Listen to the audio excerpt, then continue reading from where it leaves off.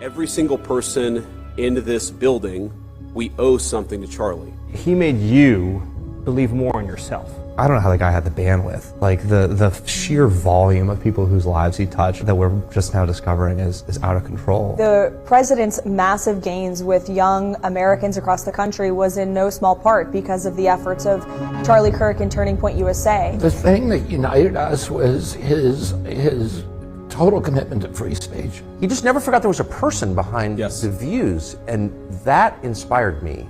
And God commands that of us. He evangelized. He was on every college campus in every part of the country, and he was broader than that. A Turning Point event was something you had to be at, had to pay attention to. We now have 37,000 applications to start chapters around the country. He was a joyful warrior for our country. He loved America. He devoted himself tirelessly to making our country a better place. After he was killed, he has become a titan whose inspiration will move through eternity, inspiring millions of people for decades to come. St. Paul tells us in the book of Ephesians to put on the full armor of God. Let all of us put on that armor and commit ourselves to that cause for which Charlie gave his life, to rebuild a united States of America, and to do it by telling the truth.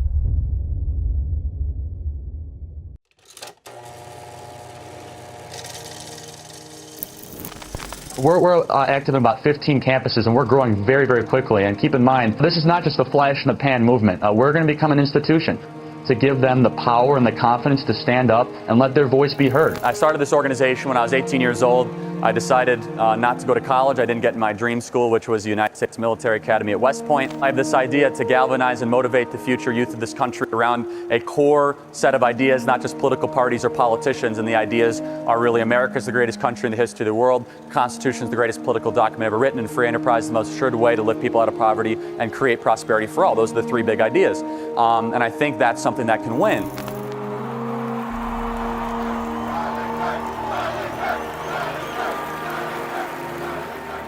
We as Christians are called to go into the public arena to correct error with truth. So I go to college campuses and there's a lot of error. We're all sinners. We all live in error. I'm far more interested in what God wants of me than what I want from God. I have to say this without getting emotional, but I'm very proud of my husband. And I know many of you are too. You have worked so hard. And I know a lot of you have seen, obviously, his videos on TikTok and all the stuff he does on campus, but no one gets to see him from my angle except for myself and our children.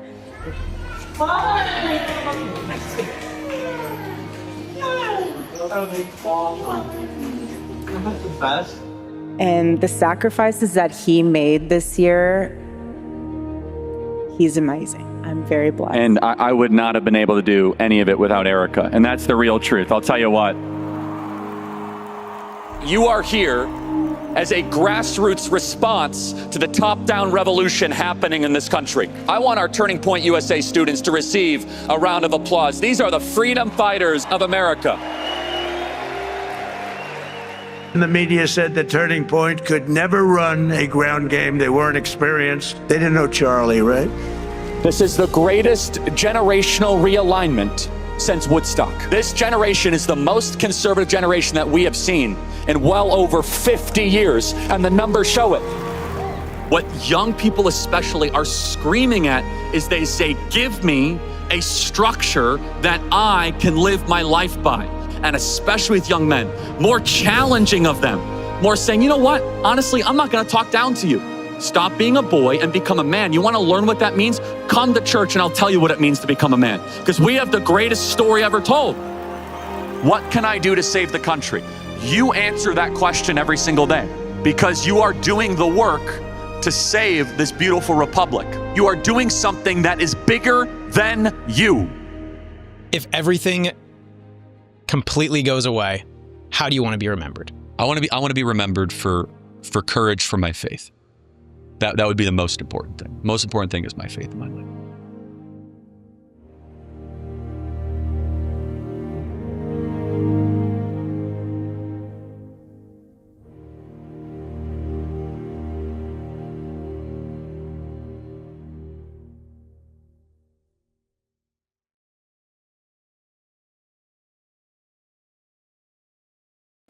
Please join me in the Pledge of Allegiance. I pledge allegiance to the flag of the United States of America and to the republic for which it stands, one nation, under God, indivisible, with liberty and justice for all.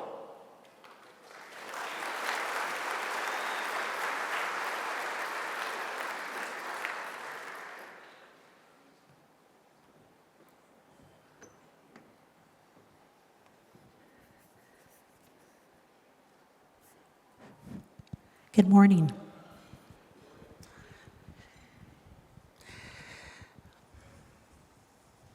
Oh, say, can you see by the dawn's early light what so proudly we hailed at the twilight's last gleaming, whose broad stripes and bright stars through the perilous fight o'er the ramparts we watched were so gallantly streaming, and the rocket's red glare,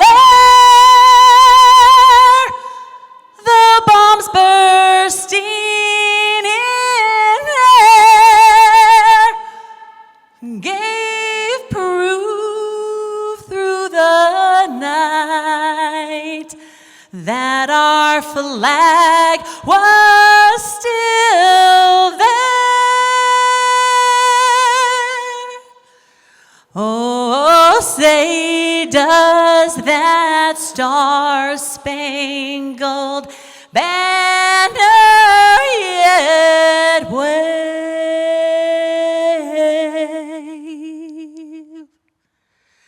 o'er the land of the free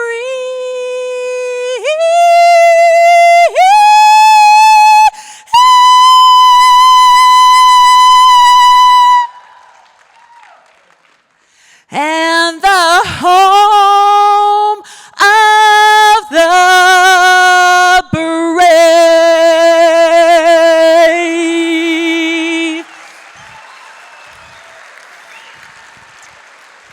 God bless you.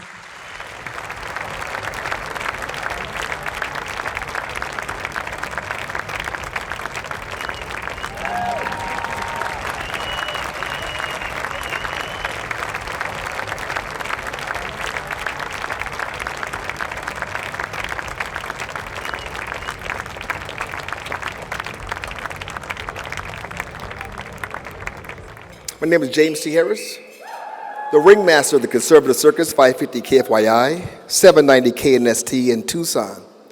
You know, I haven't cried for Charlie Kirk yet. I was trying to wait till tomorrow. Had to do my show, had to get things going, and then you all come up here and show this video. And I'm just trying to hold it together right now. I want to share a story with you, conversation that I had Charlie Kirk back in 2019. The campaign was underway, and we had an event for the SEALs organization. We invited him to speak. And after the event, we were sitting at the table, and he had a little cough. And he said, I can't afford to be sick right now. The Republic is depending on me. And I was like, ooh, how old are you? Charlie Kirk is the same age as my eldest son. And I said, the nerve of this guy, the Republic depends on me? What kind of arrogance is this? And he was dead serious. After the election, 2024, called up Charlie and I said, Charlie, I want to thank you for saving the Republic.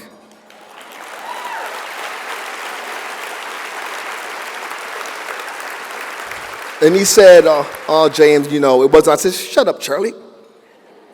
You put together the greatest youth movement that the world has seen, as he said, since the 60s. You got President Trump across the finish line. See, what I didn't realize at the time, that wasn't arrogance.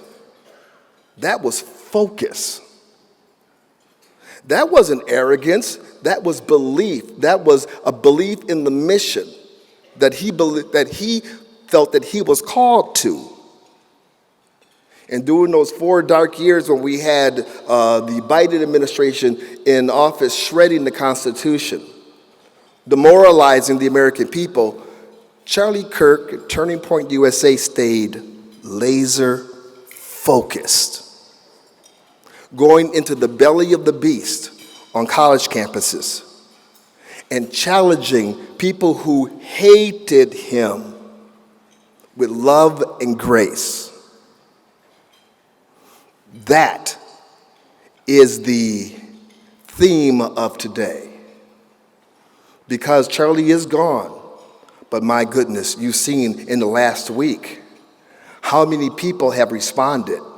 You're seeing that people are going back to church. Youth are buying Bibles. On college campuses, Turning Point USA, it's seen recruitment that's unimaginable.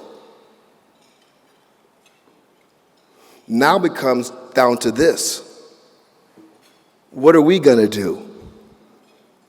We are here this morning celebrating the 5th anniversary of AZ Free's mission here in Arizona.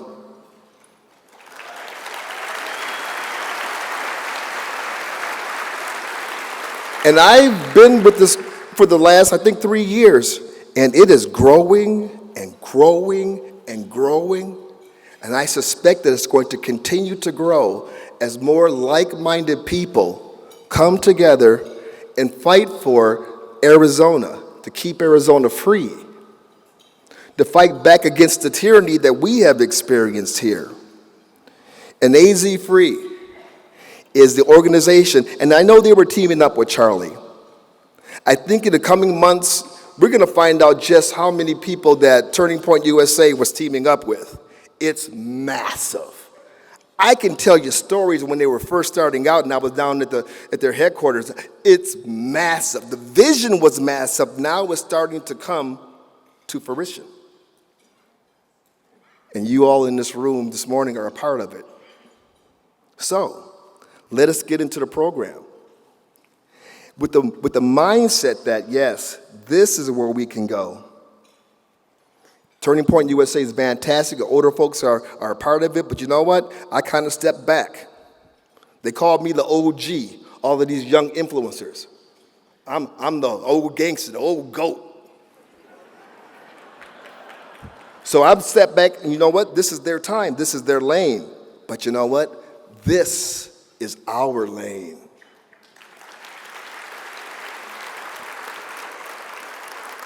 Darla Gonzalez is a fighter. She is a fighter. Since 1988, she's been on the front lines of political activism, first in Oregon, now in Arizona, as Grassroots Director of the Arizona Free Enterprise Club and Executive Director of the Arizona Liberty Network. She's built a reputation as a powerhouse for truth. Her mission? To make sure every Arizonan knows their voice matters and to stop radical left ideas from taking root in our state. I also want to tell you that Darla is the driving force of what you're seeing here today. She's the driving force of putting this together. So give her an applause as she approaches the microphone.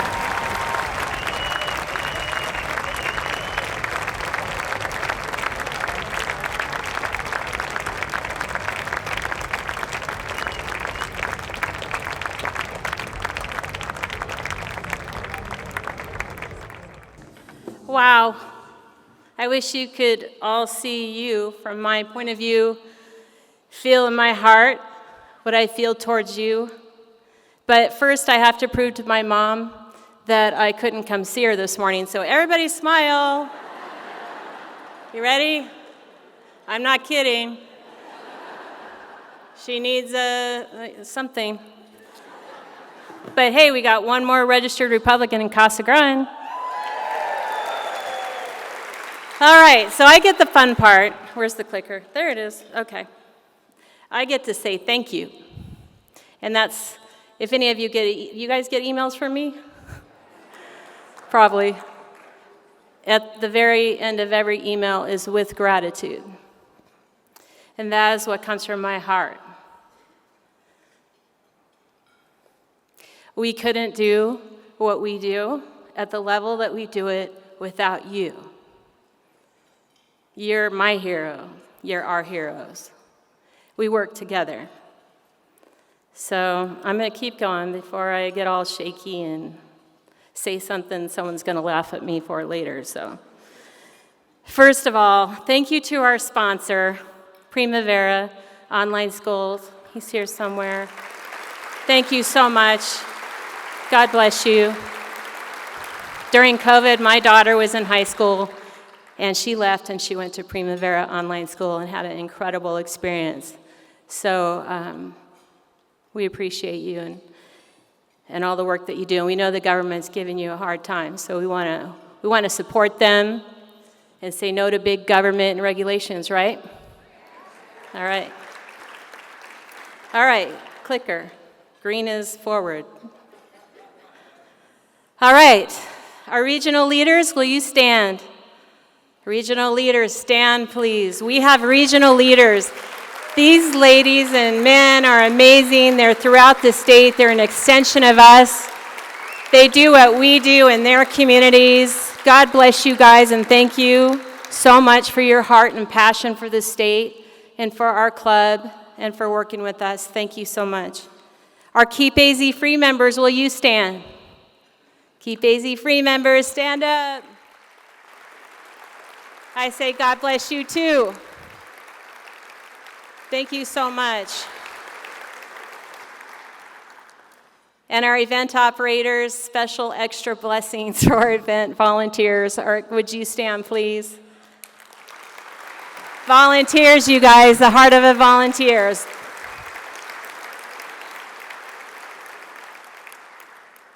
Then I'm going to thank our coalition partners with the AZ Liberty Network. I have to tell you, we had our meeting the other day. Would you all stand? I can't name them all. They're like, oh, sorry, clicker. I can't name them all. I wish I could. I have something to say about every single one of them. These are leaders in your state who don't care who gets the credit and only care about Arizona, you guys. Humility. They're humble. They work together. There's no drama. We love it. And we get things done, don't we? Boy, they're fast to sit down. I guess they said humble and they all sat down. Get to know them. We feature them on our Friday calls because we want you to know them. They're amazing. All right. I want to bring up and recognize our staff, or at least have our staff stand for now, and then April and Luann. Let's start with April Smith, guys. Give it up for April Smith. Director. Go ahead, stand. Luann Sedgwick. You guys can go ahead and come on up here with me. Sarah Busk. Susie Lurs. Linda Martin, where are you? Monica and Douglas, where are you? Come on over. Don't be shy, they're shy too. Well, I just want you guys to see Monica and Douglas are part of the Hispanic Liberty Alliance, and they work under the Liberty Network. And I want to recognize the work that they do. Thank you. All right. Gosh, I hope I didn't miss anybody. Monica. All right. Oh, wait, now the screen's on me. Quick, click. There we go. This is how many activists the Free Enterprise Club has right now, 16,197.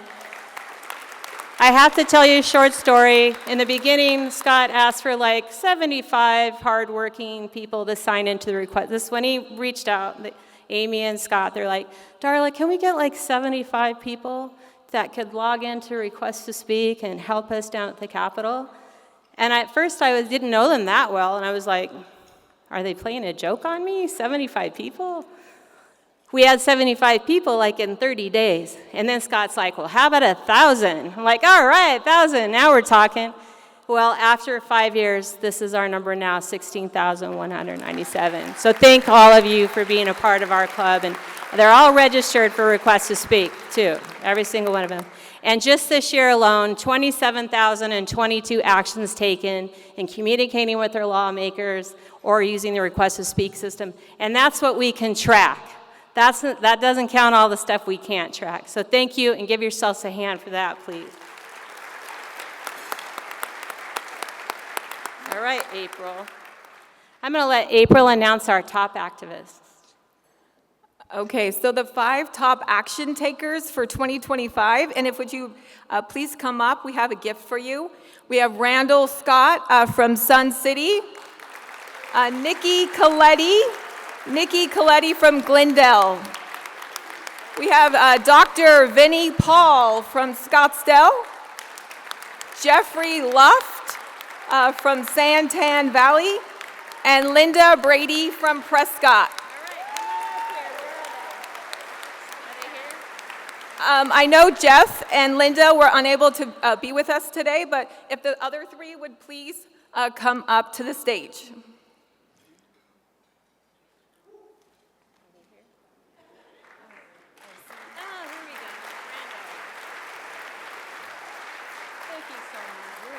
Thanks for your quick replies yesterday. That was me. Thank you so much. You're welcome. All right, we're just going to get a picture. Come on down. Thank you. Come on over here. Give him another hand, you guys. All right.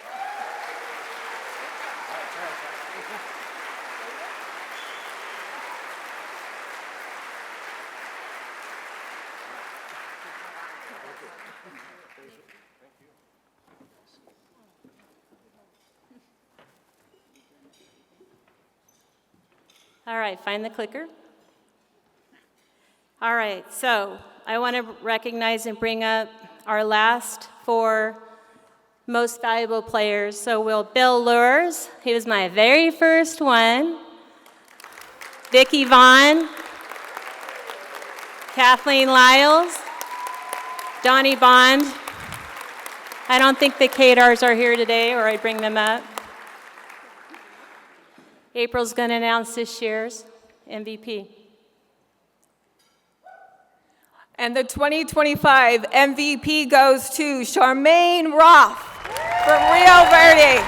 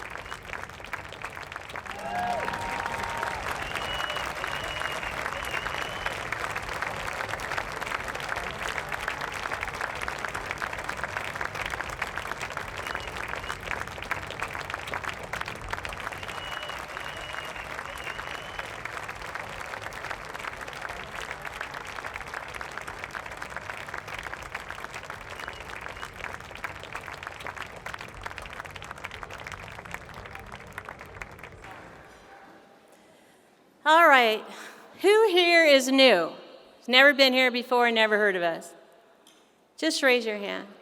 I won't make you stand. All right, we have some new people here. I want to invite you to join our network, our community, our family. And this is the way to do it. You have a free membership, which gives you all access to our classes, our online classes, in-person classes, our Friday call, everything. And then we do have a Keep AZ free paid membership if you want to support us. But we hope that you join us and get our information and join our cause with us. I also want to encourage you all, If you aren't getting AZ Free News, sign up for AZ Free News. Eric, he's the managing editor. This is his organization, C3 organization, the Arizona Freedom Foundation. Thank you for all the work that you do and telling the truth out there and giving us a source that we can trust.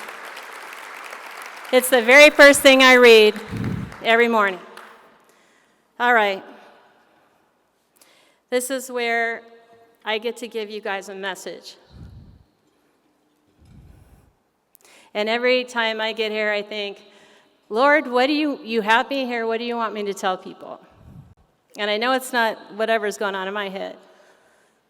And I think the message under the circumstances is fear not. Fear not. There are 365 verses in the Bible that tells you not to fear, one for every single day. We have nothing to fear. We're bold warriors. We can trust God. Agree? We can trust God. He has a plan. We can trust him. Keep praying. Don't give in to fear. Don't let anything that's happened stop you from pressing in and pressing forward. If you're giving a half an hour a week now in your time, give an hour. If you're giving $10 a month to an organization you love or a candidate, give $20. Do more. That's what Charlie said. You want your call to action from Charlie Kirk, do more. And there's always more to do.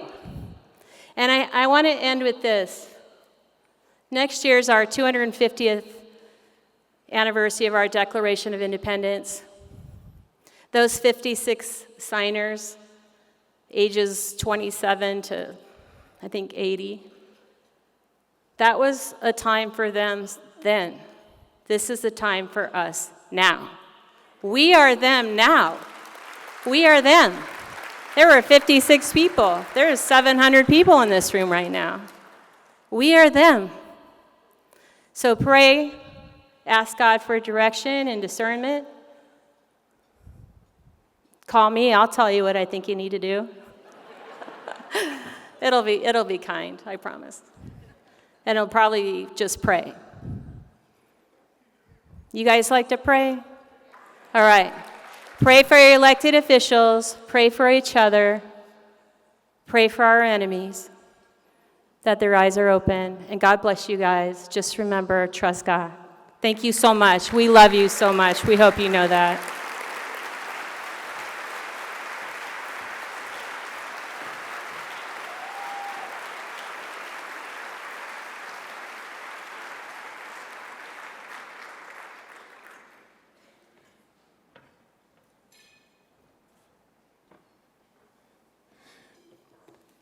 I forgot to acknowledge the elected officials in the room. If there are any elected officials in the room, please stand up right now.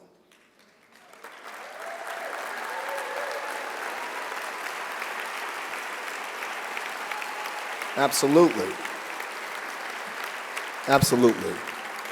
Thank you for your service. Thank you for your commitment. And I do know now times have changed.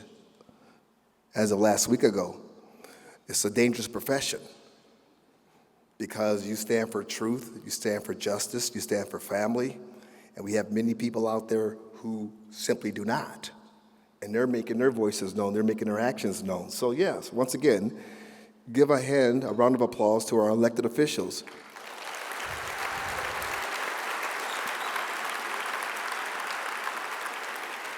Amy Yentez. Oh, I just like saying the name. Amy Yentez is a hometown leader, born and raised in Tempe and Gilbert.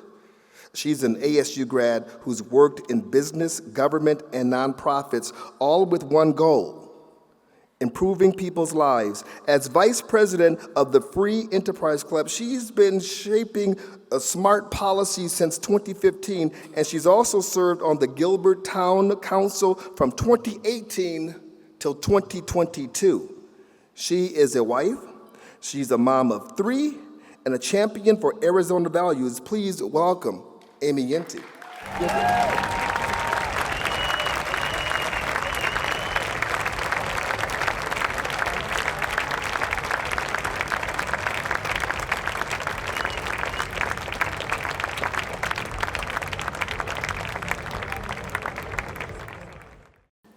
and my team. Hello. Greg Blackie. I'll wait on this one, you guys. We love you guys. We are so happy to be here today, and we cannot do what we do without all of you. And you know what? We make a pretty good team, right? You guys, us, make a pretty good team. They can slow us down. They cannot stop us. So speaking of teams, I've got a really exciting announcement, which if you were at our summit last year, you'll have remembered the dynamic duo here. But we've got a new team member. We're growing. Our little policy team, this is the wonderful, principled, intelligent Miss Miley Biggs.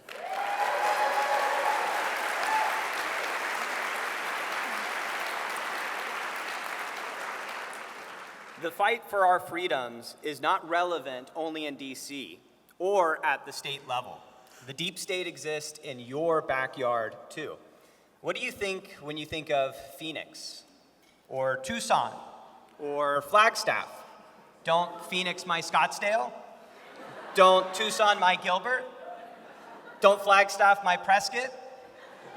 But that is exactly what is happening in these cities. But don't worry. Miley's going to take care of all that. We might help her a little. Okay, all joking aside, we are thrilled to have Miley a part of our policy team. And before we launch into your favorite part, which is when we all stop speaking and show you our legislative wrap-up video, we're going to have Miley do our first ever summit local update. Thanks, guys. Oh, is it on? I don't think it's on. Hello, hello. Oh, okay. Hi. Thank you, guys. I'm so fortunate to work alongside Greg and Amy and Scott. I've already learned so much with them, and I have so much more to learn. But my job at the local level relies largely upon all of you on the grassroots to let us know what the heck is going on in your city, your town, your neighborhood, what issues are arising for all of you. A recent example we had of this was in Prescott. We had an activist reach out and flag their general plan for us that the city council would be voting on.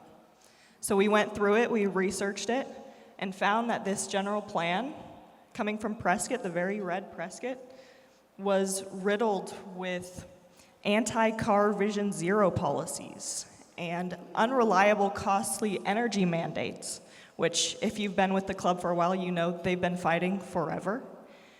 So we let our activists know. They made their voices heard. They went to city council. We talked to the mayor. And when city council went for a vote, they ultimately rejected that terrible woke plan. Woo!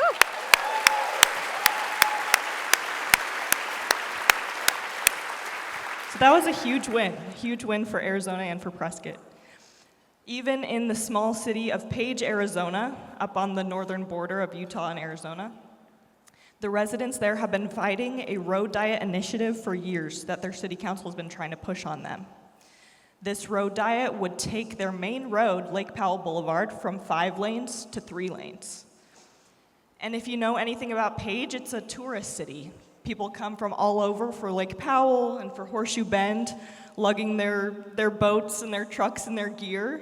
And so taking them from 5 lanes to 3 lanes would not only be super annoying and inconvenient, but also be more dangerous, and it would harm those businesses along that road. So the residents gathered enough signatures to put that on the ballot instead of just being subjected to it by the city council, which is what they were planning to do. So now the citizens in Page will be able to vote on that and be able to decide for themselves what happens to their main road. So next year in November, they'll be able to vote on that.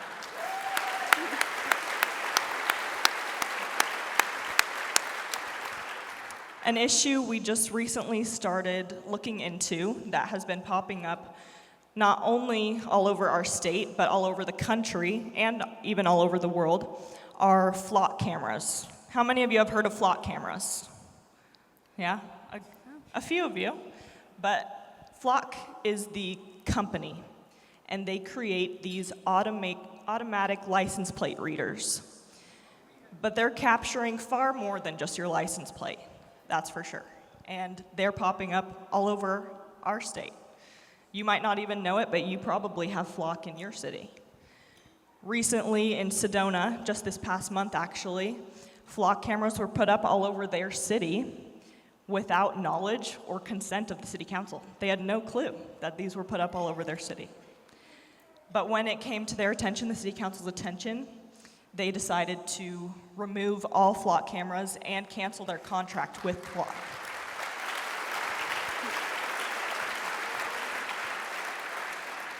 So there's tons of work to do at the local level, and we need your help. I need your help so you can flag these issues for us so we know what's going on in your community, so that we can do everything we can to help keep Arizona free, and that starts at the local level.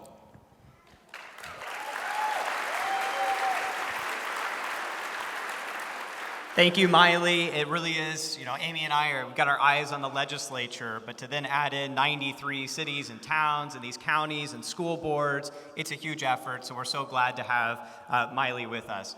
Now, we probably say this every year, but every year it's true. No two legislative sessions are alike. And this one was, and I say this with mixed emotions, unremarkable. But we think it's important to zoom out and see all of this in light of the big picture. So when Republicans and all of us had to reckon with the idea that we were going to be dealing with Katie Hobbs as governor, that gave us energy. We were ready to fight. We recovered quickly. We knew what the call was. And all our efforts were laser focused on opposing her agenda at every single turn. It was uniting. And that first session in 2023 was a pretty good one. By the 2024 session, however, that energy was starting to wane. The fight started to fatigue, and camaraderie turned into competition. Like running a marathon where you start out pretty energized, the dip is bound to happen. And this year was a bit of a dip.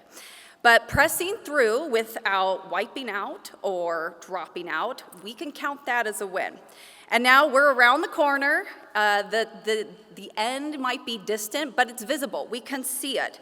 So it's just one more session, one more election, only 478 days.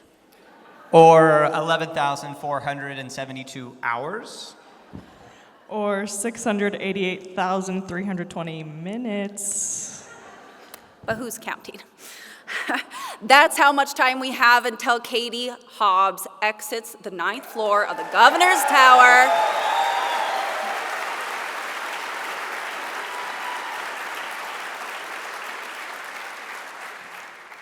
So though we dipped, we're not defeated, and remarkably, because of everybody in this room today, all of your efforts, we even landed some punches this session. Enjoy our legislative wrap-up video. November 2024 was a turning point. President Trump regained the White House. Republicans secured control of both the House and Senate. In Arizona, Governor Hobbs spent millions trying to flip the legislature blue. Only to see Republican majorities grow in both the Arizona House and Senate. We secured a 5-0 Republican Corporation Commission. Gained conservative majorities on city councils. And conservatives across the state felt a renewed hope. We know election night wins are only the beginning. But the club was determined to turn this historic moment into the foundation for an Arizona golden age. In the third year of divided government in Arizona, Hobbs continued to flounder. Broken budget. Mr. Speaker, this is pure mismanagement. And it doesn't stop there. What did Governor Hobbs do? She signed a budget that left that $20 million hole wide open. Or perhaps the governor had no clue that there was a $20 million hole in the budget because she's been asleep at the wheel. And instead of showing real leadership and taking responsibility for the mess she has created, the only thing she will do is just fire her staff, including her now former budget director. Either way, Mr. Speaker, there is a demonstrated pattern that has been established here, a dangerous pattern. How long are we supposed to wait while Governor Hobbs learns how to do this job? Year one was supposed to be the learning curve, but here we are, still watching this administration stumble. breaking the law. The person who is responsible for the predicament that is facing DDD is Governor Katie Point of order. Hobbs. Governor Katie Hobbs decided to move forward on a proposal without appropriate legislative authority, without appropriate appropriations, and she has bankrupted this program. Make no mistake about it. You know it. I know it. No, we don't. Everyone at this Capitol knows. Monumental incompetence. Now, unfortunately for the people of Arizona, that lack of executive functioning skills came to full bear, on display for all to see when $2 million, 2 million hard-earned tax dollars, were wired to essentially a Nigerian prince. Now, it wasn't an actual Nigerian prince, but it might as well have been. It was fraudsters, because the executive in charge of the department didn't have the necessary skills to put in place the proper protocols and procedures to protect the hard-earned dollars that they've been asked to steward. The people of Arizona demand that we have competence in these roles. More corruption and pay to play. The governor yanked the chain and withdrew the tourism nominee for $750,000 of misspent priorities. The logo, the terrible state logo for $750,000 was all it took to get that nominee withdrawn by the 9th floor. But a loser governor and bare majorities at the legislature doesn't necessarily mean bigger victories. New members, new leadership, and internal division. None of those are being... Mr. Speaker, I'm almost done. Chairman, I think we've heard enough, though. Well, thank you, Mr. Speaker, but I'm not done. I could speak on every bill if you wish. No, I'm just saying... Would you like me to speak on every bill or finish my speaking? There may be other members too. That I'm happy to answer every question from every member, including you, Mr. Speaker. The House and the Senate clashed. But in my entire time down here, which is fairly considerable, I cannot remember a single time a chamber made a motion to sine die when we had not passed a budget. With all due respect, it is entirely inappropriate for one chamber to do that to another chamber.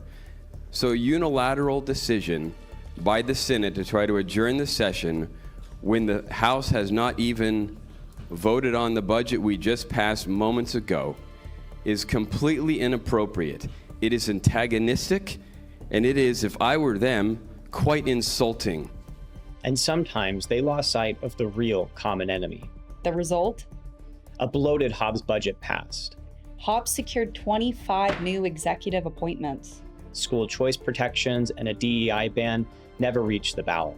Still, as grassroots conservatives, we kept our eye on the prize. Together, we engaged on 57 bills, took over 25,000 actions, sent thousands of emails, testified before committees, made our voices heard. Together, we scored big wins. Terminated Hobbs' tax credit scheme. We are about to adjourn this session when we have failed to extend the state low-income housing tax credit.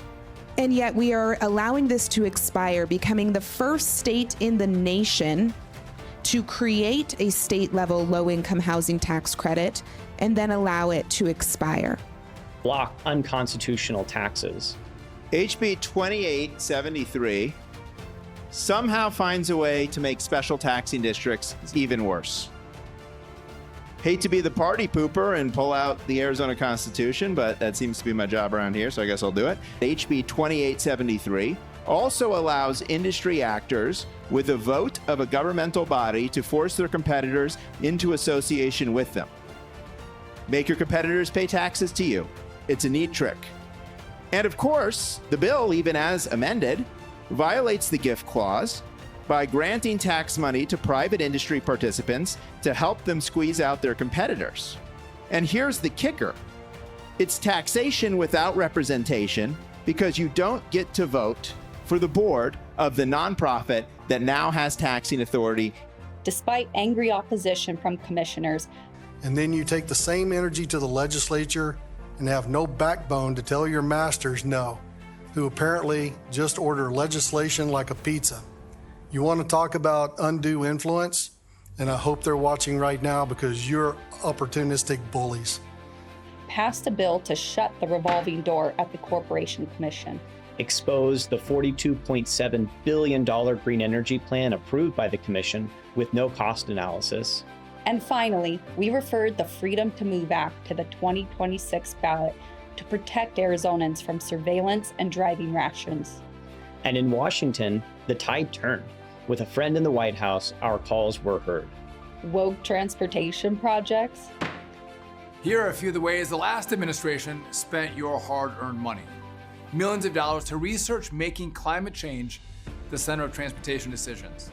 Millions of dollars to research infrastructure addressing equity and barriers to opportunity for gender nonconforming people. This is the garbage the last administration was funding. No more at this DOT, not under this administration. Crushing air quality control measures. And President Trump shut down the Green New scam. Stop the windmills. You're ruining your countries. I really mean it. And he's unleashing American energy. I call it beautiful, clean coal. I tell my people never use the word coal unless you put beautiful, clean before it. Right, Doc? So we call it beautiful, clean coal. Beautiful, clean coal. For the first time in years, DC isn't holding Arizona back. So we could take the fight to our own backyards, where for too long the bureaucratic left has comfortably been in control.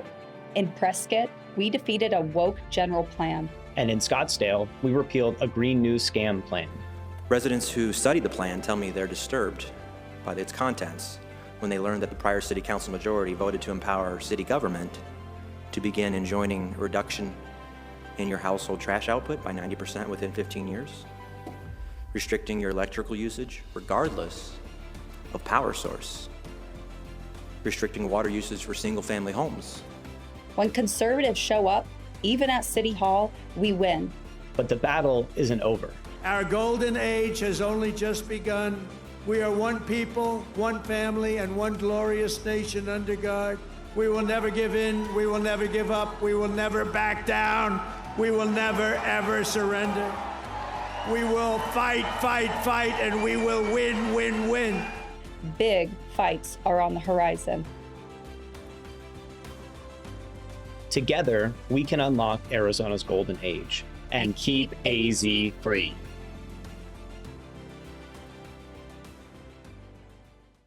Okay, it's the final mile. It's not time to rest. Or get weary.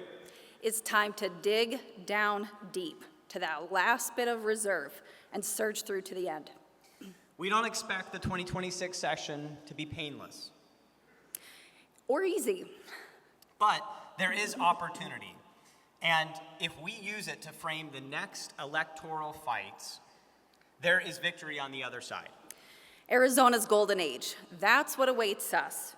We can see it, and we can't wait to build it with all of you. So thank you.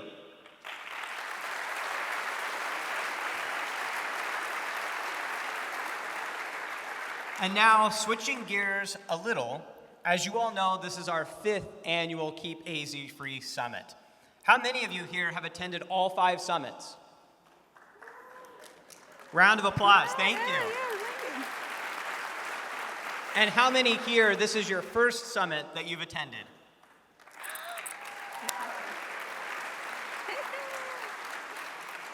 Now, not only is this a special summit because it's our 5th annual summit, but some of you might not know that this also happens to land on the Arizona Free Enterprise Club's 20th year anniversary.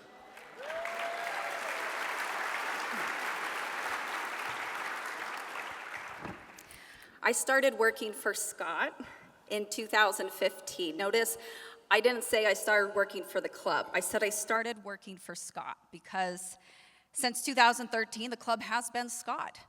And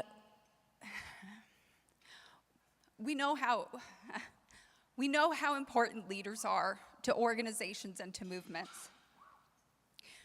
Scott is our leader.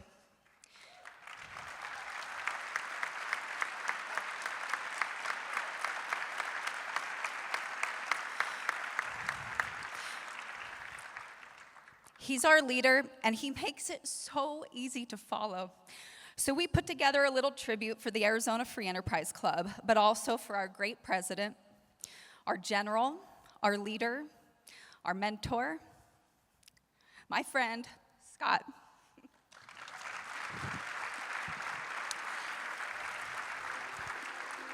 Enjoy our tribute. Most of the victories of the Free Enterprise Club are curious. They'll never be known because we stopped bad things from happening before they saw the light of day. We saw the purpling of states. Arizona was still brightly red, but we started to see what was happening in Colorado. A couple of deep-pocketed billionaires started slowly changing Colorado to purple. And we've seen what's happened in Colorado. It's gone from lightly purple to deep blue. We saw that same thing happening, so we took their same playbook and applied it here, but turned it red. At the time, it was a rather unique idea because there was no other group in Arizona to date that was doing that. That was all they did was they were going to push for free market, pro-growth policies and do it at the state level, do it at the legislature, and more importantly, look to support candidates at the ballot, down ticket, that shared those beliefs or values. When I was hired on to take over the Free Enterprise Club, I was its only employee. For the first few years, it was me running the organization and taking some of the things that were already bedrock principles and bedrock issues of the Free Enterprise Club and building upon that to grow here in Arizona. And starting in 2016, 2017, started expanding and growing the organization above and beyond what its original vision was. The club is the best kept secret in Arizona politics. We're not a home brand like you might see in other organizations that have kind of the national headlines and have massive budgets. We have found many people who weren't involved in politics through either growing frustration or, that same what you described, passionate desire to effectuate change just based on the common beliefs that we share. They get plugged into our organization and now they have an outlet for that passion. The Grassroots, they grew so quickly. Darla was amazing at her outreach and sending a newsletter, and just grew so quickly that was a really important part of getting the word out and letting other people know what the organization did. They were behind the scenes, legislators knew them, everybody that was really involved in politics already knew. But just to get out there to the masses and people that wanted to be more involved, that really took off. The left has had a monopoly on that kind of thing for years, money and boots on the ground and so forth. Scott has mobilized, I think, the right here in Arizona. We've got the left in the basements pounding on computers, telling the legislature what they think they ought to do. The right has no such similar organization. So they organized literally hundreds of activists to do what the left was doing and do it even more effectively. Starting about 2016, we started seeing this explosion of all these liberal organizations in the state of Arizona, focusing on not just on different types of issues, but also different types of activism, grassroots, communications. And at first I thought maybe, there was this debate, was Arizona becoming a more purple state? Well, it actually wasn't that at all. There was actually a concerted effort, a strategic plan by the left to pour resources into Arizona to turn Arizona blue. And we had just quickly discovered that they were pouring millions of dollars into the state to flip us, to turn us into the next California. And I decided then that either we could just keep doing what we were doing, or it was a time to take it to the next step and to grow the organization, grow what we're doing, build a movement in Arizona to combat the left and make sure we keep Arizona free. Really up until 2020, 2021, it was mostly Scott and Amy doing all of the work.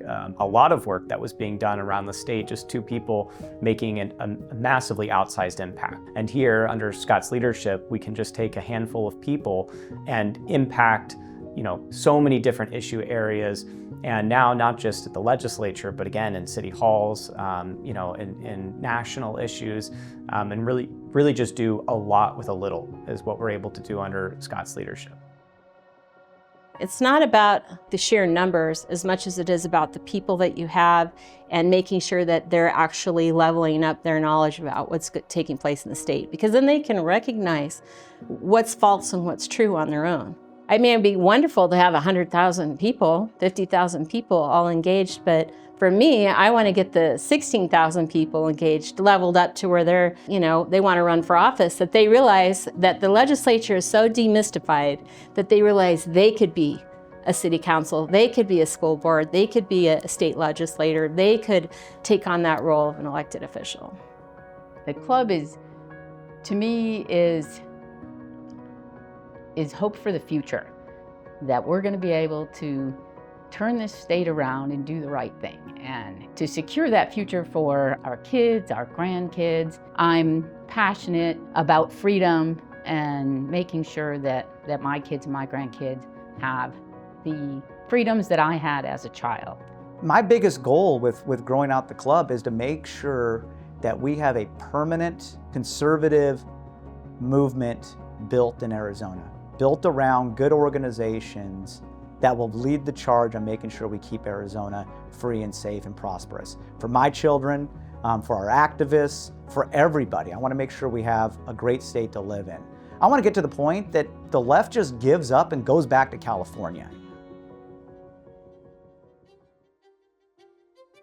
The Free Enterprise Club is very different. It is so comprehensive. In my view, what makes it the most successful such entity that I've ever seen is the quality of the staff, the strategic understanding of how the legislature works, how these good policies can be implemented through laws, and then they can be reinforced by candidate selection, training, and support, and then by strategic lawsuits if necessary.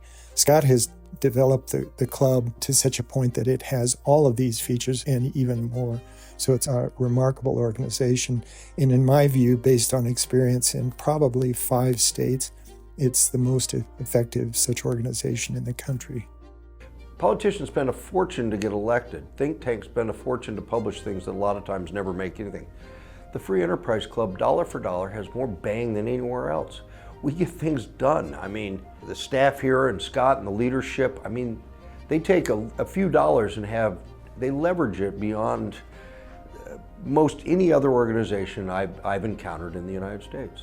I think anybody involved in politics downtown or at almost any level, if you are involved at all, you know Scott and his influence, and he's amazing, really. I think everybody looks to him for guidance, and all these other organizations now with the Liberty Network, 30 organizations coordinated under the umbrella of Arizona Free Enterprise Club. It's pretty impressive. We trust Scott. He hires people he trusts. He lets them do what he hired them to do. He's always available. People stay in their lane, and we're very high functioning because of that. I think Scott's probably he's like the highest functioning leader I've ever worked under.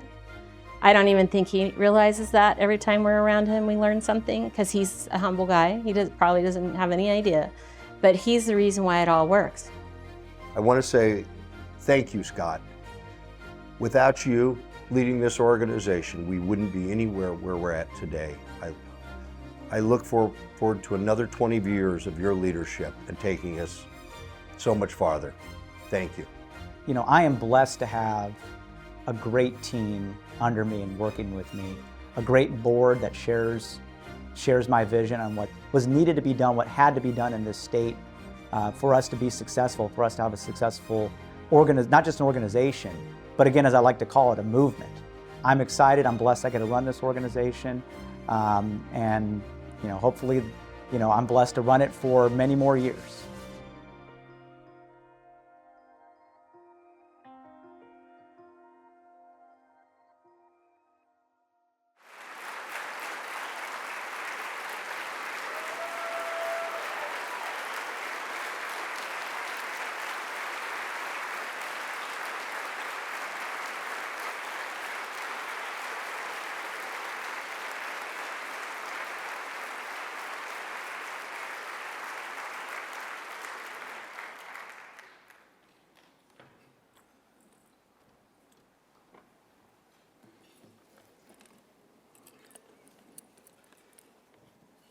Before I invite Mr. Scott Musey up to the stage, we have to clean up a few things.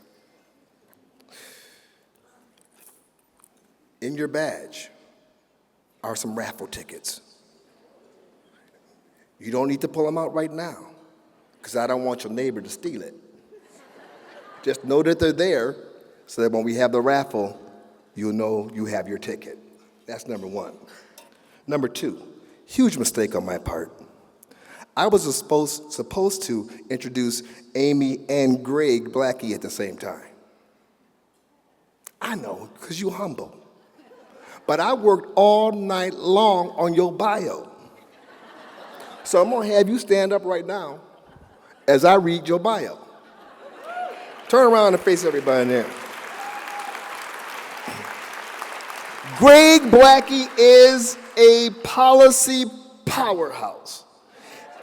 Now, you see, this is what makes me feel so bad because, you know, the policy people, they're in the little cubicles, they crunching numbers, working on stuff. They don't see the light of day. This was his moment, and I stepped on it.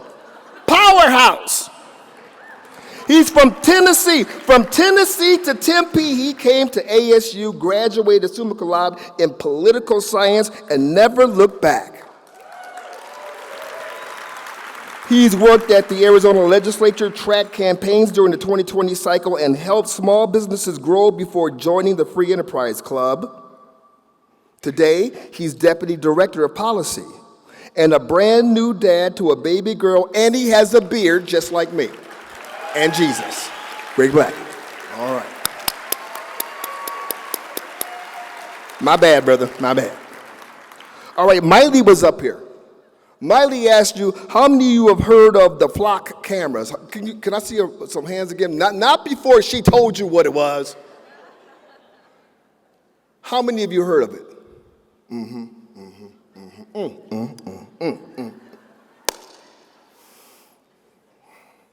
How many of you listened to the Conservative Circus on 550 KFYI 798? We talked about the flock cameras. We talked about it. Now, I know that I'm a beautiful man and that kind of distracts people sometimes. But our show talks about serious things in a non-serious way. But when we talked about the flock cameras, it got real. And we heard from a lot of people because that is the way that they are spying on us. They're tracking us. They use this in Australia to track people that did not get the vaccine. And it's terrible. These are the kind of things that AZ Free brings to light. And you have to know, if you listen to the circus, that the AZ Free and the Conservative Circus have a relationship. We have a relationship. Because they know what's going on in the state. And the leader here, Mr. Scott Busey, he is a game changer. As you heard, for nearly 20 years, he's been one of the most effective conservative leaders in the great state of Arizona.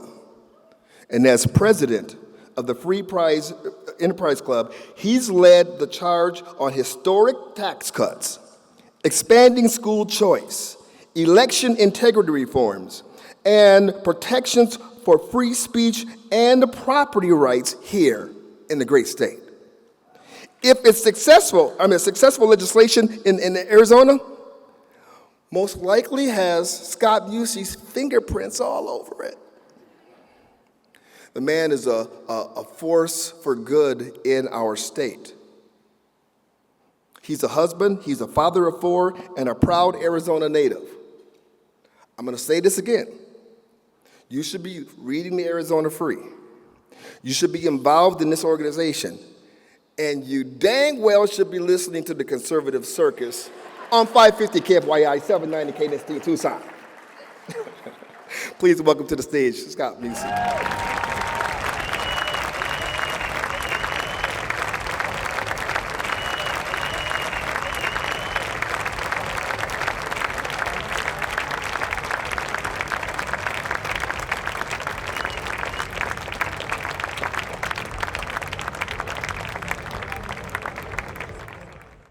Such a fantastic turnout. I love seeing everybody here. You know, we started this 5 years ago. It began as a thank you to the Grassroots for all the work that we were doing, starting up here in the state, the energy we were creating, and every year it just keeps getting bigger and bigger. Thank you so much again for coming today.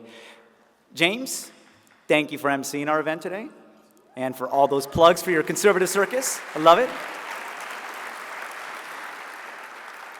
I again want to say a special thank you to my staff. I firmly believe this, that none of this happens without them. I have the greatest staff in the world.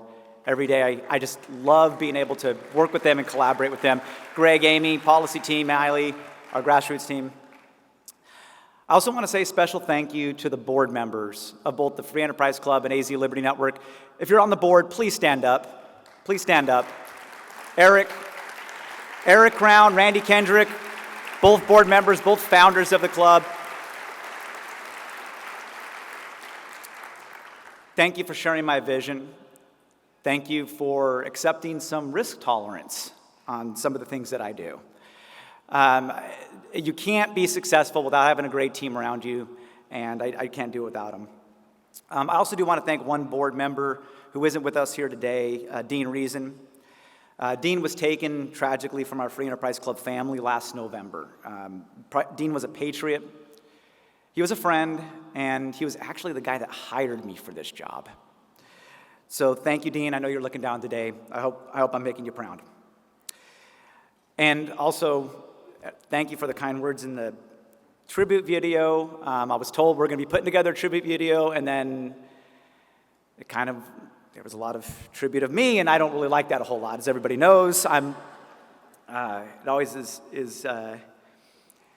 a humble guy, and I think I create that as a culture on our team, to be humble in what we do. I will say a couple things about the video, though. One, Darla, we will get you your 100,000 Grassroots activists. We will get there. 16,000 is nothing to sneeze at, though. That is a huge army. I have been talking to groups all around the country. Nobody has a state-based grassroots army doing what we're doing. Nobody. We are unique in that way. And again, just something that started out with when I joined the organization, just me watching it grow. We aren't little anymore. We're not small. We are a force for Arizona politics now here in Arizona. And we are recognized, and the left, they are scared of us. And they don't like us. And more we get beat up by them, and I enjoy it. I love that fight. I'll take it on. We got a state to save.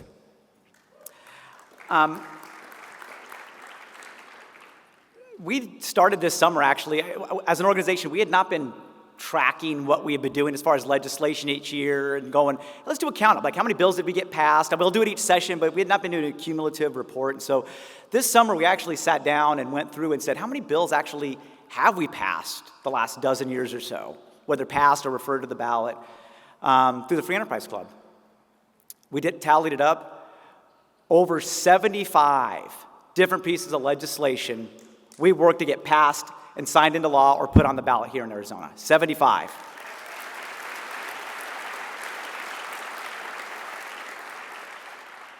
That doesn't count all the bills we killed. And we do a lot more killing than anything else. We tried to add all that up. That got really hard.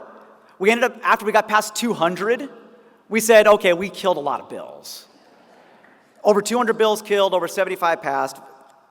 I think we have a long track record that is just incredible. It's tremendous. So, and just some of the things. I mean, just think about some of the big things that we have done. You know, defeating the red for ed income tax hikes, implementing a flat tax in Arizona. Last year, it was a lot of fun beating the ranked choice voting jungle primary people.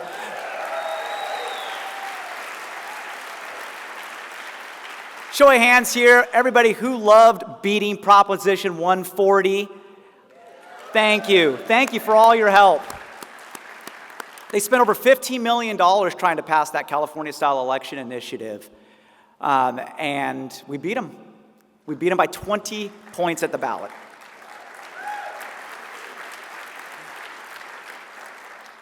So before I talk about what the club's going to be up to and what's next for the Freedom Movement Arizona, I do want to take a few minutes to talk about the heartbreaking and tragic events of September 10th. Watching the just brutal assassination of Charlie Kirk hit our organization and hit me incredibly hard. Turning Point has been such a great partner of ours in Arizona on so many projects. Turning Point, I want you to know that we will always have your back. We will always stand with coalition partners that share our mission to build a freedom movement here in Arizona, one that's powered by the people, by the grassroots. Charlie was an amazing man. He had so many gifts. He was an innovator. He saw the untapped potential of spreading conservative ideas to young people at college campuses, ended up building the largest pro-freedom youth movement in the country. He was a builder. He understood the importance of addition in politics, something I believe in, always addition, not subtraction. He loved the grassroots, loved them, knew the importance of getting citizens engaged, informed, and activated, and he was a spectacular orator. His ability to debate and persuade was a gift given to him by God. He didn't waste it. And he was a happy warrior. Happy. He never surrendered to hate or resentment or anger. This is something I talk to my team about all the time. The importance of being a happy warrior and not allowing politics to consume your soul with darkness. We all know where that leads. Exactly to the evil we saw on September 10th.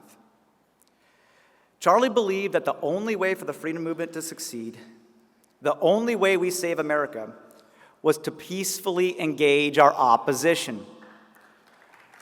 Openly talk about our conservative beliefs. He openly talked about his Christian faith. In response, they would attack and vilify him. But he would just keep going back out with a smile and telling the truth. The left knows the danger truth poses. It is why they demonize free speech. Any idea they disagree with is hate speech. Or that, what is it, all conservatives are racist, Nazis, and fascists? Is that all we hear? They attack us with these lies and then accuse us of spreading misinformation. I don't know if anybody saw earlier this week, did anybody remember the name Nina Jankowicz? I'd forgotten about this. Nina was that disinformation czar that Joe Biden had hired. Set up an entire government organization to go around and tell everybody that conservatives are spreading disinformation. Well, she had a lawsuit she had filed against Fox saying they'd committed libel against her. It got dismissed. She lost, just so you know.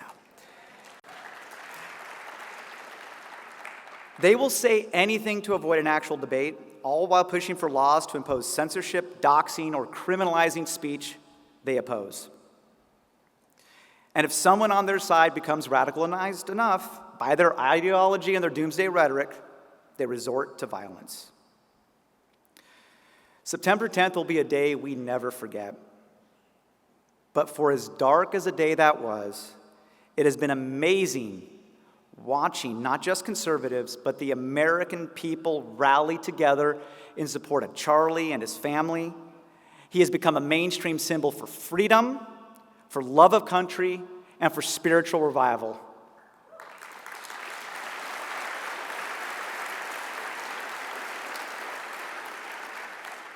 And on the flip side, it has been really disgusting seeing how the left has responded to Charlie's death.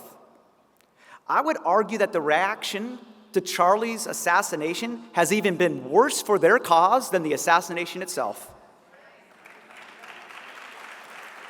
Millions of regular Americans had never heard of Charlie Kirk before, who had never heard of him. They're just regular citizens going about their business. Before the shooting, never heard of the guy. Started doing two things. One, started watching videos of Charlie Kirk and liking it.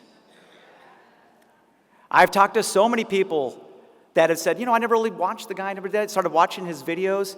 Man, that guy's hardly ever wrong. People started paying attention. He had been platformed, millions of people. And number two, people got to witness in real time the monsters many of the left had become. And we aren't talking about anonymous trolls on the internet, doctors, lawyers, judges, nurses, neighbors and friends, posting some of the most vile things imaginable about Charlie, celebrating his death, glorifying violence. The left doesn't have just a speech problem. They have a violence problem.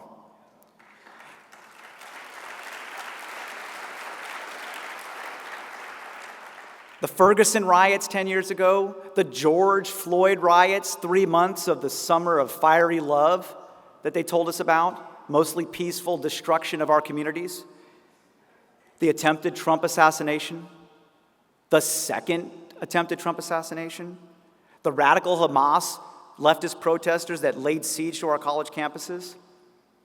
How many people had their Teslas destroyed because Elon Musk had the nerve to try to cut government spending? What did we do after the assassination? We prayed. We cried. We held vigils together and comforted each other. What did they do? Ran on social media to celebrate Charlie's death. Then they did cry, but that was only after they got fired for their jobs, for acting like soulless monsters.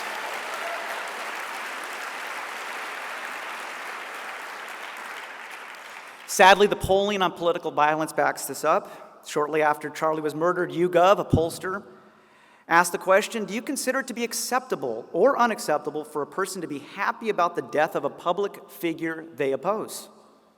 Of those that identify as very liberal, 25% said that it was acceptable to be happy. 25. Conservatives, it was 3%. Then they asked if political violence is justified in order to achieve political goals. 25% again said yes. It's okay to engage with violence with your political opposition. Another poll conducted by NCRI earlier this year found that over half of self-identified progressives believe that killing Elon Musk or Donald Trump is somewhat justified or very justified. You don't get this way by accident. The ideology and rhetoric on the left is cultivating this mindset. And much of the corporate media knows how bad this looks for them, which is why they've been working overtime to churn out propaganda to try to confuse the public about what happened with the assassination. First, they tried everybody just needs to calm down, cool it with the inflammatory rhetoric. Both sides just need to respect civil discourse. Are you kidding me? That's exactly what Charlie was doing. He was engaging in civil discourse, civil debate. He was behaving in a nonviolent way, respectful manner. His reward was being killed in a politically motivated attack. Then they turned next to turns out that Tyler Robinson was a secret MAGA operative who was upset that Charlie wasn't right-wing enough. That kind of blown up in the last week, didn't it? A few more people lost their jobs over that one. So now we're on to it's just too difficult to know what the real motives are. It's too cryptic, you know? How do you know really what happened? I mean, even though Tyler was going around telling people that he hated Charlie, was in social media posts saying that, and scribbled fascist on the bullets. I know that watching the media and the left, if there is a difference between the two, can be infuriating. I know it's for me. But we can't lose sight of the most important fact. Charlie was killed because of how effective he was. He was killed because we are winning. We are winning the fight. We have the left on the run. They are terrified about how much right now the public is turning against them. They see it. First on the issues evident by Trump's victory. Now, based on human decency and morals, based on their behavior. So we don't need to change course, but we do need to stand firm and fight harder than ever to help fulfill Charlie's vision for Arizona.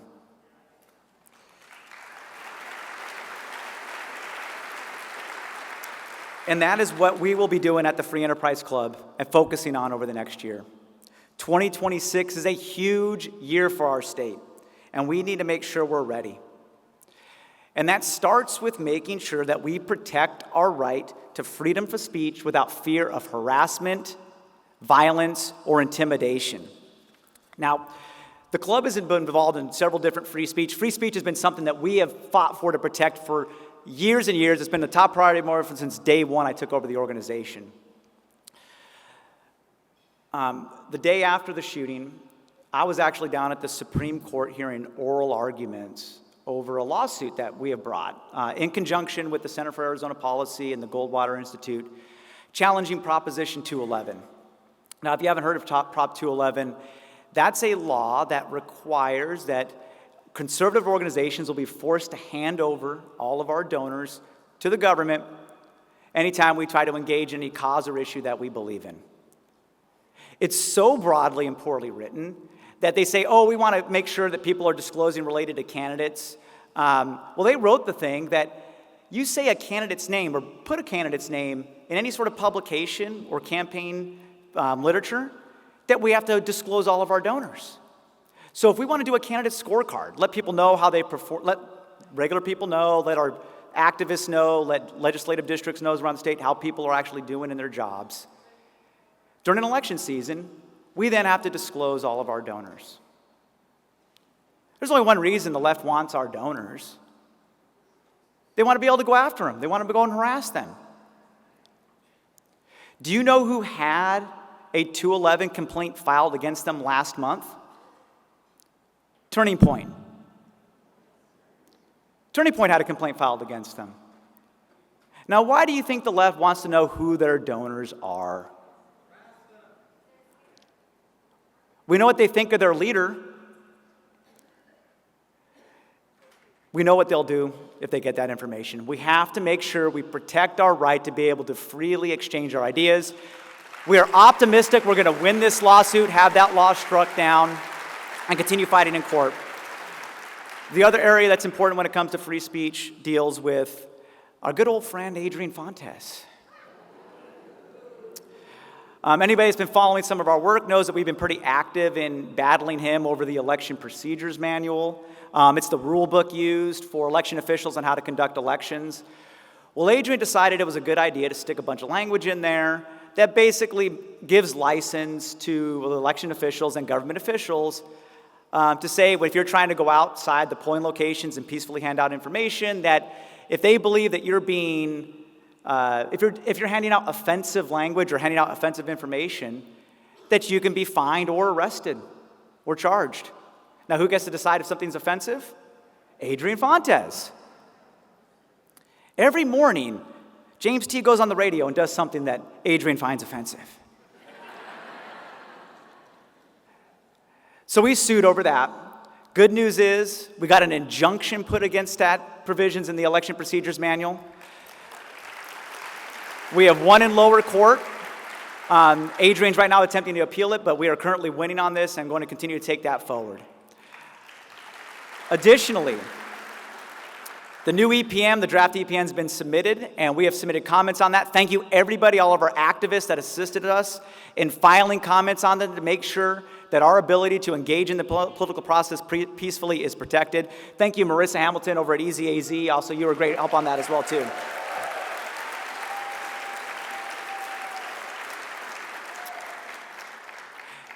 Next, I want to talk a little bit about all of our different infrastructure projects. And I think what makes, again, what we're doing here so special in Arizona is that we are I would say the only entity I know of at a state-based organization that effectively blends advocacy, policy, grassroots, litigation, communications to effectuate change in the state. We're doing all those things and doing them all together.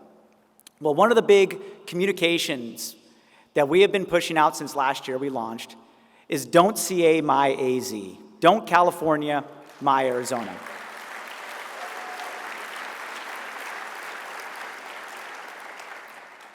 We launched this program because we wanted a simple, effective message to explain to voters and just citizens all throughout the state what the radical left is trying to do to us. We actually polled this. We wanted to see how effective is this message. If we use this and want to use this as a tool, is it effective enough? Is it simple enough? Can people get their arms around, don't California my Arizona? So we did. We polled it.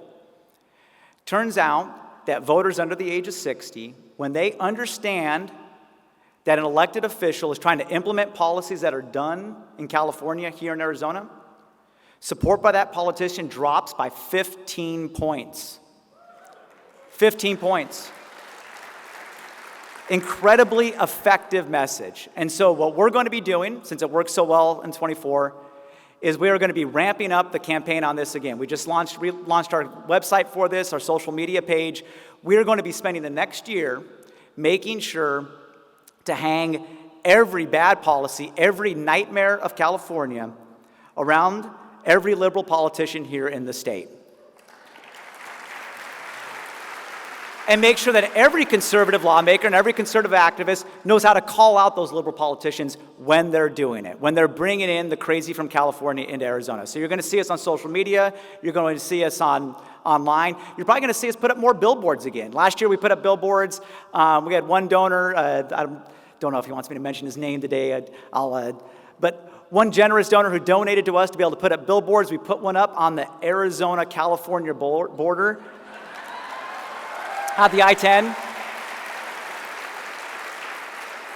Great billboard. It went viral. The message was, welcome Californians, but please don't California our Arizona.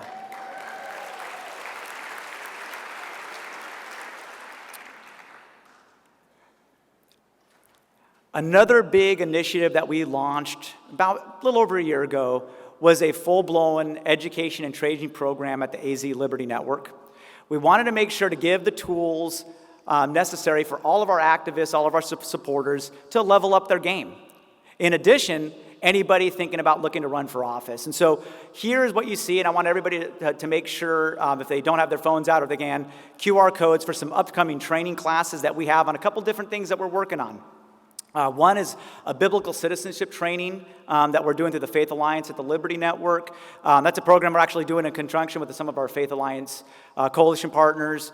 Next class is going to be on October 4th. It starts again. So if you're wanting to better feel spiritually involved, bring your faith into the sphere, do the things that Charlie was always talking about, we do offer a biblical citizenship training class through Liberty Network if you're interested. Citizen lobbyist. We wanted to create a class for our activists to learn how to become their own citizen lobbyists. If you're interested in that, it is a great program. Our next class is going to be November 7th. Please consider signing up for that if you have not taken that class already. But lastly, the one I want to focus on the most is leadership training. We have to make sure we are identifying, leveling up, recruiting, and training our next leaders in Arizona. The people thinking about running for office, the people looking about getting involved. There are so many positions that need to be filled all throughout the state. And so we launched our Liberty Leadership Program a year and a half ago, and it has grown by gangbusters. So many people that are now running for office went through this program, and it is the best way and the only one in Arizona, I believe, that kind of hits all facets on how to be successful in wanting to get engaged, involved, and become a future leader, a future candidate in the state. And so we do have our next Liberty Leadership Program. The next class is going to be October 3rd is when it's going to start. Registration is now open. If you are interested in signing up and wanting to become a leader in this state, please, please, please sign up for our Liberty Leadership Program next month. And then finally, we spend all this time at the Free Enterprise Club identifying, recruiting candidates, people that want to run for office, get involved, help save our state. But it doesn't do us a lot of good if we can't get them the support. We have to make sure that we can get them across the finish line. And that is what our Freedom Club PAC does. Our Freedom Club PAC is dedicated to helping support and elect candidates up and down the ticket, all the way from governor down to school board and city council. And what makes our Freedom Club PAC so special, it is the largest state-based PAC. It is the only mega PAC here in Arizona. And what's a mega PAC? It's an organization that's able to find or recruit at least 500 unique donors to donate and support that PAC. We're the only conservative one. There are several liberal ones that are mega PACs here in Arizona. This is the only conservative one. And these are our people that have supported this PAC. Not like the left, not like Act Blue that has their Smurfs and somebody sitting in India entering fake information for their PAC. I really hope the DOJ comes down hard on Act Blue. But because of the fact that we are a mega PAC, we can offer more support than any other PAC here in the state. So I would ask everybody to please consider supporting it. On everybody's table, there is an envelope that has donor information or information on how to contribute to our Freedom Club PAC. Please, please consider supporting us through our PAC so we can support all these candidates who are working so hard to identify and recruit here in Arizona. Now, I know in the days after the assassination, I saw a lot of people asking, or even I kind of asked, who's going to be the next Charlie Kirk? I don't think there'll ever be another Charlie Kirk. He was just so unique and special. I believe it's going to take all of us, to fill the void of Charlie Kirk. I challenge everybody, every day, take a few minutes, ask yourself, what can you do to help advance the conservative movement, the freedom movement here in Arizona? For every person, that's going to be something different. Everybody has their own talents, their own gifts. I know for me, I know I'm going to have to work harder. I know I'm going to have to take on new challenges. I know I'm going to have to do things that are going to get me out of my own comfort zone. I forgot to acknowledge my wife, Kirsten. Please stand up, Kirsten. I really wanted to embarrass you here. Please stand up.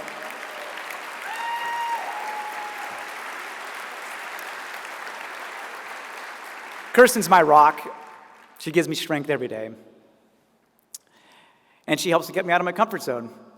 The group, the organization, what we've done wouldn't have happened without her. It's not a coincidence that everything started growing after I married her. So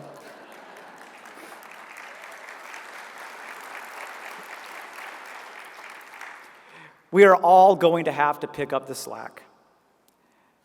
Let's do everything we can to honor Charlie's legacy. Let's use his sacrifice as endless motivation to take on the evil forces trying to rip our country apart. Let's fight together as Charlie would have wanted to keep Arizona free. Thank you so much again for everybody coming to the summit today. Thank you for all your continued support. We are powered by you. We all love you guys. Thank you so much.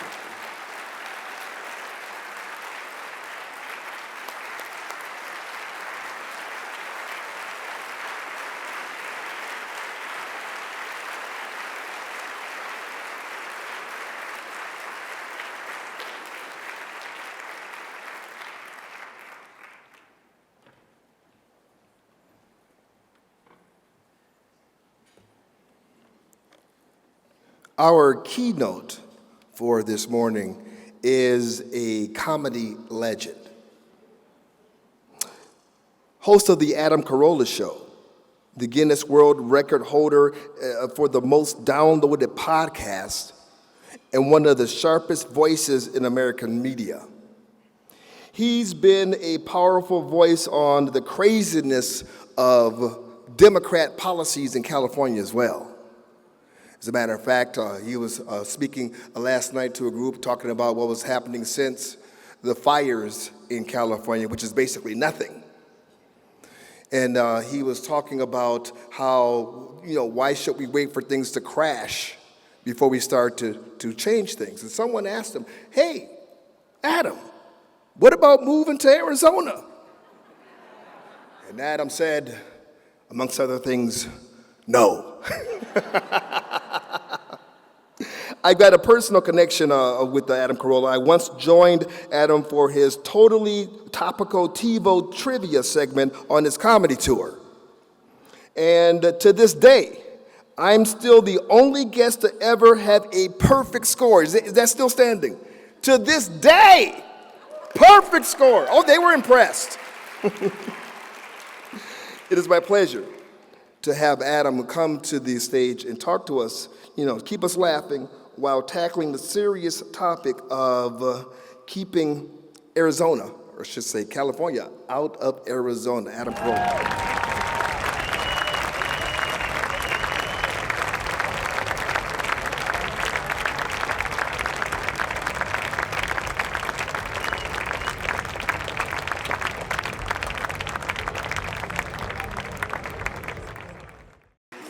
Thank you, guys. I got to admit, I was told, well, what are we doing here today? Just do 45 minutes of stand-up. And then they said, it's got to be clean.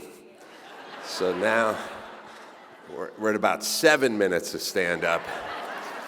And then they said, no, don't do stand-up. We want to talk about how bad California is. And I said, well, I can do a couple hours on that. So I have a lot of different thoughts, and basically what I did is I just jotted down some notes, some stories, some anecdotes and things I want to talk about. Also with some stand-up and some jokes in there too, because I figure there's room for that. First thing, I hope I'm leaving with one of these bad boys. But I was thinking about this. I love the idea that you guys see the wheels on this cooler. Can you see this?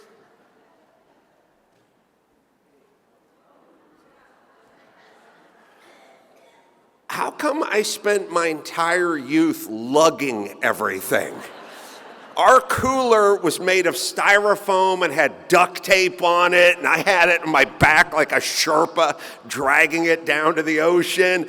Trash cans, I every Monday had to drag these metal trash cans up and down this asphalt driveway, sparks coming out. And as soon as I got rich, somebody said, why don't we put wheels on everything? It is weird that the wheel was invented thousands of years ago, but we all dragged our luggage through the airport until like 10 minutes ago. And I was thinking about it. Why did it take us so long to put wheels on luggage? And then I realized, I think it's because it's called luggage. You're supposed to lug it.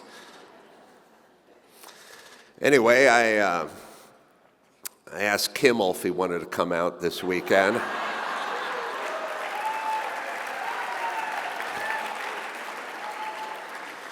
He said, no thanks.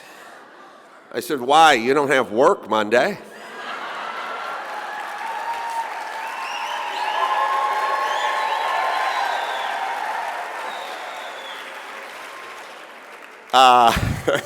As bad as that sounds, I said yesterday, and I realized this, I was texting yesterday with Jimmy Kimmel and Tucker Carlson, and I thought to myself, I think I may be the only human being on the planet who spoke to Jimmy Kimmel and Tucker Carlson in the same day.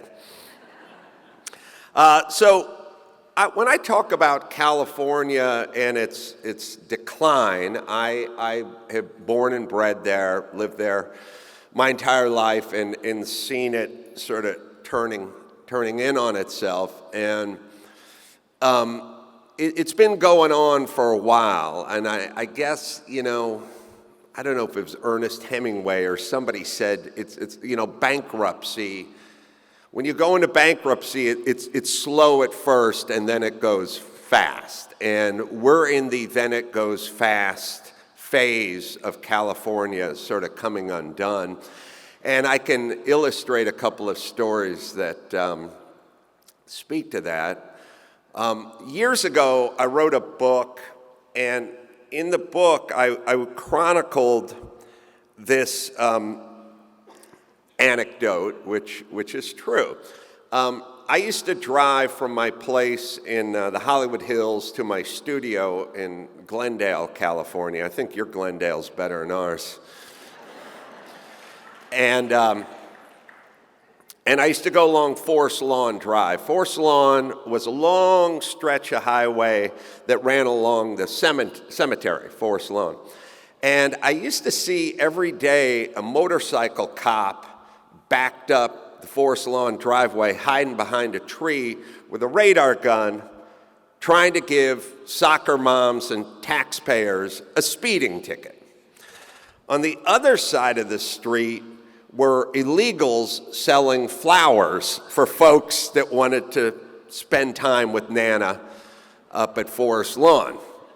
And I used to say, and this is 15 years ago, I'd go, what's the cop doing giving out tickets to citizens but doing nothing about this illegal bootleg street selling of flowers? Why? Isn't this backwards? Why are they coming after the citizen and leaving alone the illegal? And that was 15 years ago. And now, by the way, as far as Los Angeles goes, it is lawless in terms of, now, if you pay taxes and you have a checking account, there's tons of laws for you. But if you'd like to be homeless or you'd like to be illegal or do whatever you wanted, there are no laws for you. And like I said, I'll give you a couple of illustrations. We recently, and I don't know if you guys heard this story, but it's crazy. There was a beautiful tree house somebody built in Sherman Oaks, California, and it had stayed there and delighted the kids in the neighborhood and been a fixture in the neighborhood for 20 years. And the city came and tore it down about 2 months ago. And the notion that the city of Los Angeles, and there's been no permits issued. I live in Malibu. There is nothing going on. There is no building in Malibu whatsoever. I live in the middle of it. I somehow survived, my dwelling did, but everything around me is gone and there is zero work going over there. But the point is in the middle of the rubble and the ashes and the no permits and the no rebuilding, they found the time and resources to tear down a taxpayer's treehouse because he hadn't pulled a permit for it. Now, like I said, I used to be a builder. So when I tell you there's nothing going on, there's nothing going on. Malibu, there's no glue lam beams or paralams or joist hangers or A35s or Tico clips or all thread or J-bolts. There's no CDX half-inch struck one good one side or 10-penny ring shank nails, nothing. Oh, I can keep going. They don't have any equipment over there either. No radial arm saws, no propane-powered slab grinders, no hypoid saws, no hipper valve squares, not even a hatchet-handled Vaughan 22-ounce waffle-headed framing hammer. Nothing. Oh, yeah. Unlike most comedians, I possess a skill. I'll tell you a couple other sort of anecdotal stories that are kind of interesting, I find. The Staples Center is, and I think if you wanted to sort of encapsulate what's going on in California, you know, Los Angeles is just basically the tip of the spear for California. So it's sort of like San Francisco, Los Angeles, but it's all the bad ideas of California end up in Los Angeles or San Francisco. That's where they coalesce. It's like a gutter for bad ideas. It just flows downhill and all ends up in Los Angeles. And years ago, I was on a boat with a guy who ran the Staples Center. And the Staples Center was built, and it kind of rejuvenated the downtown area of Los Angeles. And so I was on a boat with a guy, and we're just sitting around, and when you're on a boat, you get to talking. You have time, you have a beer or so, and you get to talking. And I said to the guy, "You run the Staples Center?" He said, "Yeah, I do." I said, what's weird is I went to a Lakers game there not too long ago, and me and my son walked out of the place. When I walked out of the place, I almost tripped over an illegal cooking ghetto dogs on a propane-powered shopping cart. And he goes, "Yeah, I know, I hate it." I said, "These guys were all over your property. They're on the property. They're not down the street. They're on the property of the Staples Center." He goes, "Yeah, you don't think I know it?" He pulled his phone out, and he showed me a picture of one of those grills on his property, and in amongst the onions and the peppers and the hot dogs was a giant cockroach cooking on the grill. Now, my mom was a bad cook, but even Chris Carolla. So he said, "I hate it."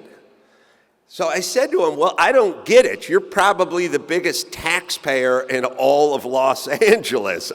Why don't you march down to the city council and tell them to clean this up?" And you know what he said to me?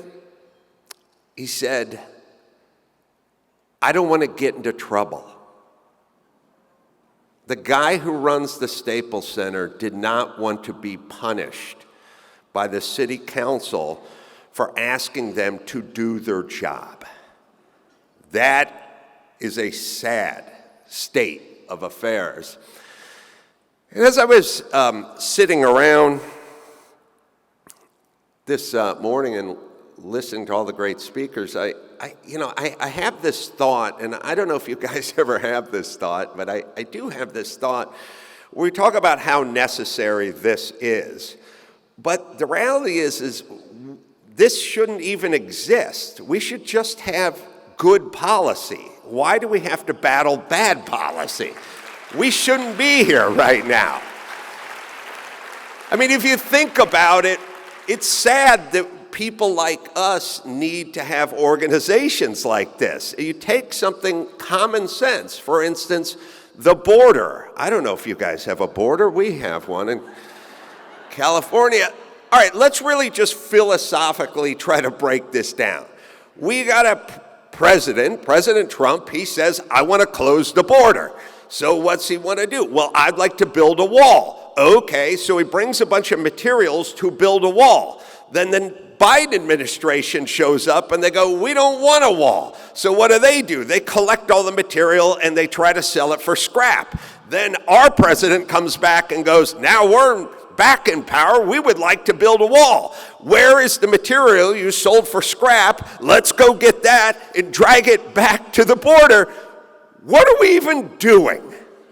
Really think about it. It's a weird thing. It's like, I know their side, our side, he said, she said, but at a certain point, I just feel like I'm walking behind Democrats and they're just littering at the park and we're just picking it up.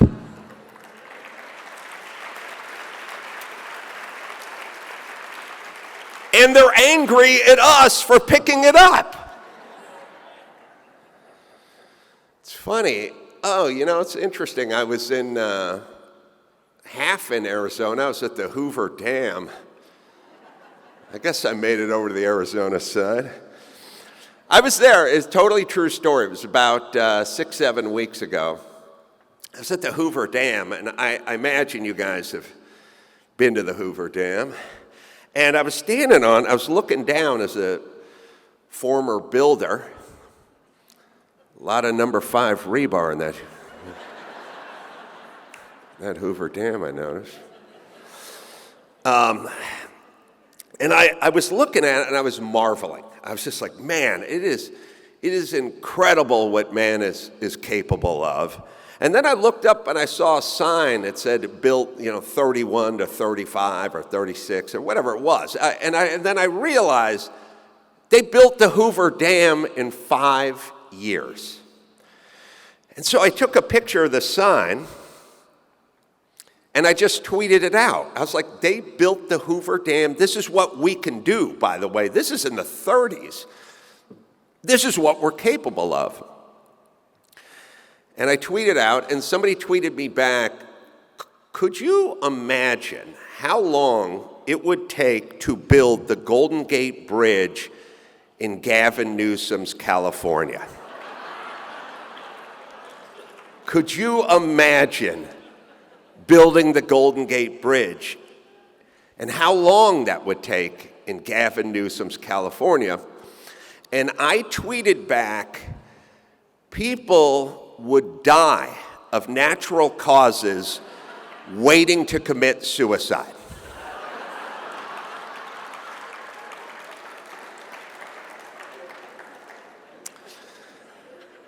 And I started thinking about the money and the resources in California and the waste, but like I said, the Hoover Dam, they were talking about, on Monday Night Football, they were talking about building a new Bills Stadium.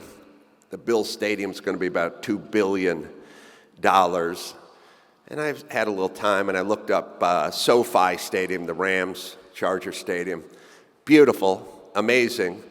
$5 billion. But I thought, that's a lot of money, but you get a stadium. You get the Rams playing there, you get the Chargers playing there, you get Taylor Swift playing there, Corolla sells out a couple of nights, Opening for Taylor Swift. But I realized at least you have something. You have a stadium, right? So then I thought, wait a minute, how much have we spent on that bullet train so far in California? $15 billion. We could have 3 more SoFis or 20 Bills stadiums. We have no track, no trains. Also, I don't know, has anyone been to Merced? Has there ever been a human being who was stuck in Fresno and said, I gotta get to Merced, but I don't know how?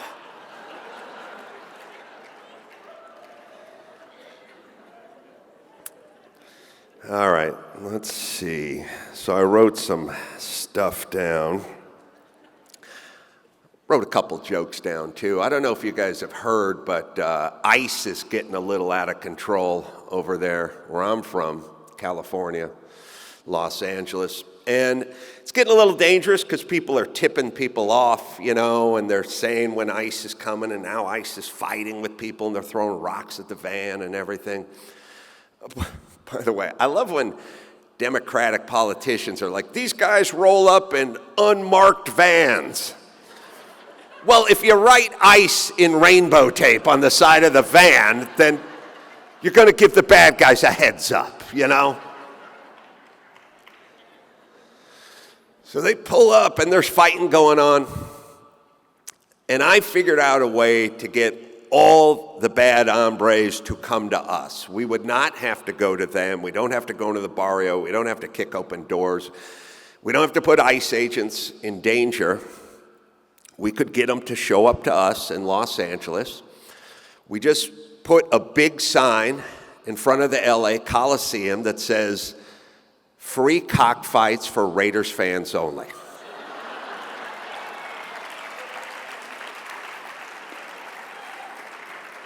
Anybody who walks through there is getting arrested and sent to Honduras. There'll be a couple of white guys in there too. deadbeat dads, non-taxpayers, they're going to Honduras as well. Sorry, I'm even-handed.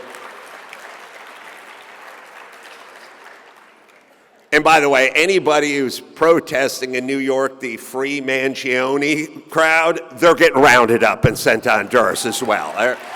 There'll be white people in the group. That's what I'm saying.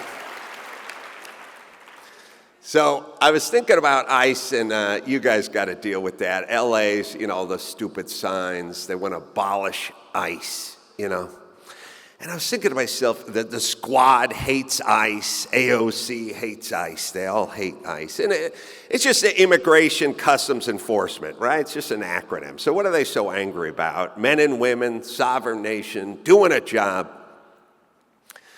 And I thought it's the name. They don't like the name, ICE.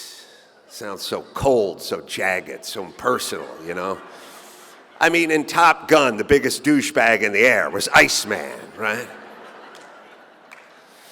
So I came up with a foolproof way to save ICE, and this would work. It's a national organization. Just start it with the word national. I know it's early. Some of you haven't had your coffee. National Immigration Customs Enforcement. Nice.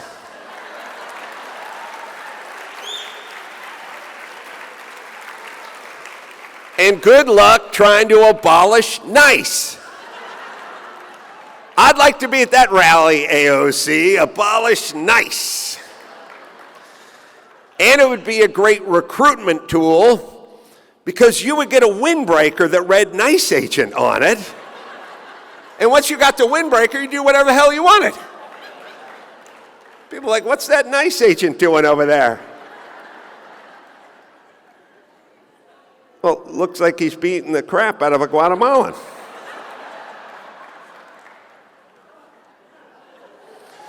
She must have done something wrong. He's a NICE agent. All right, you like the jokes. I'll do a few more.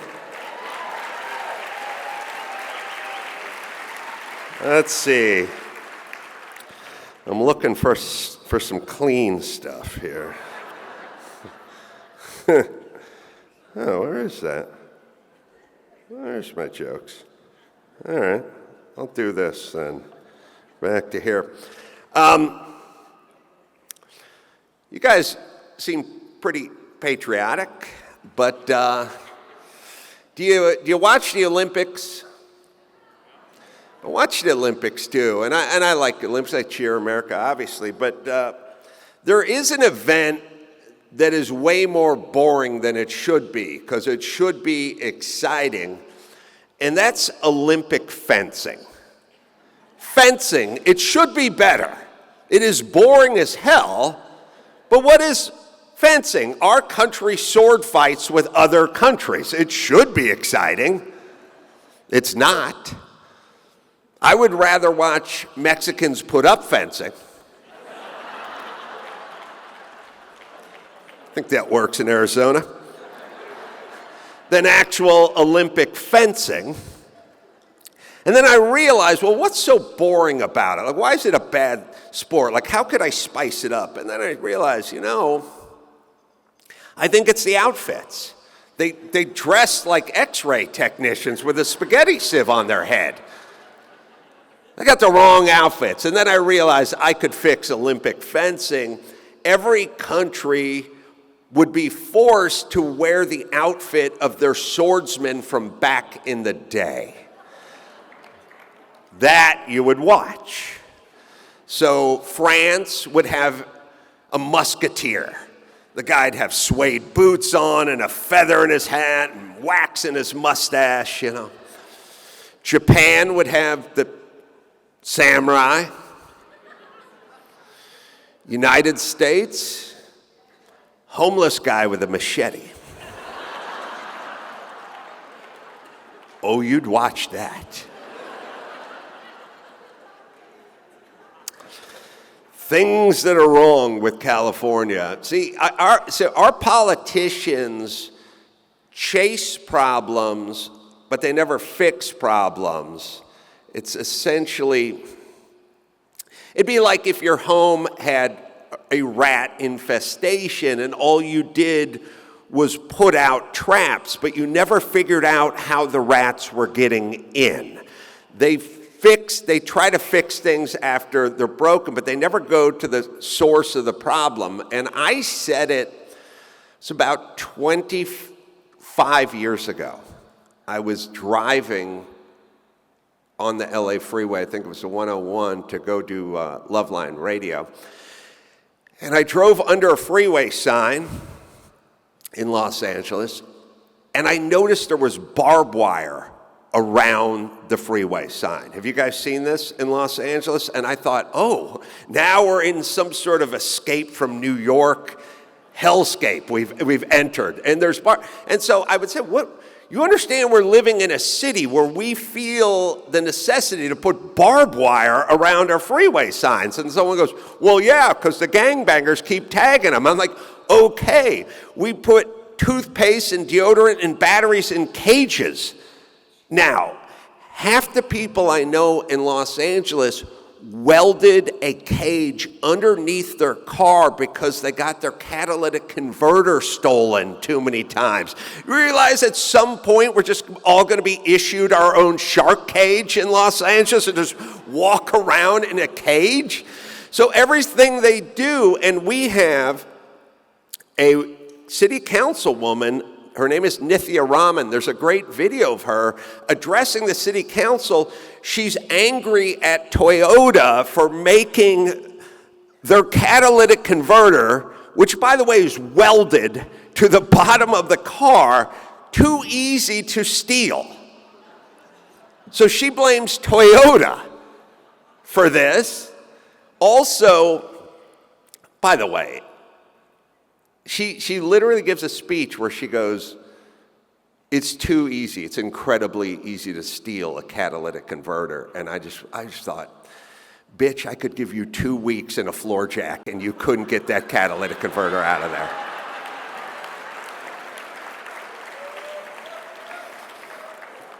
And a Sawzall, also a bayonet saw, reciprocating saw. Sawzall's a brand name, it's like Q-tip. Anyway. Maybe an acetylene cutting rig, I don't know. So we have a bridge. We built a bridge in Los Angeles. It's called the 6th Street Bridge. And it was supposed to be nice, but it's now been taken over. They do street takeovers where everyone does donuts in the middle of the street and they're Dodge Chargers. And the thing that's funny about the bridge is there's no lights in it anymore because they stole the copper.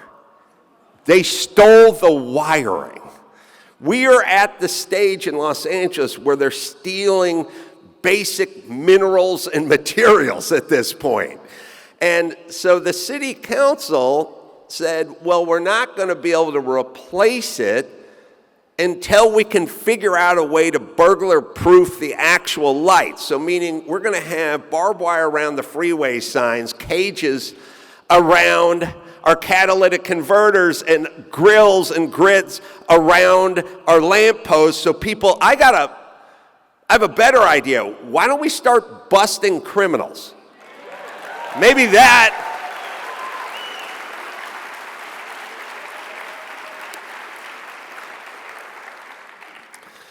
All right, let's see. Tell you a joke. I was watching TV. It was a spot. I imagine we have a couple of Fox watchers out here this morning.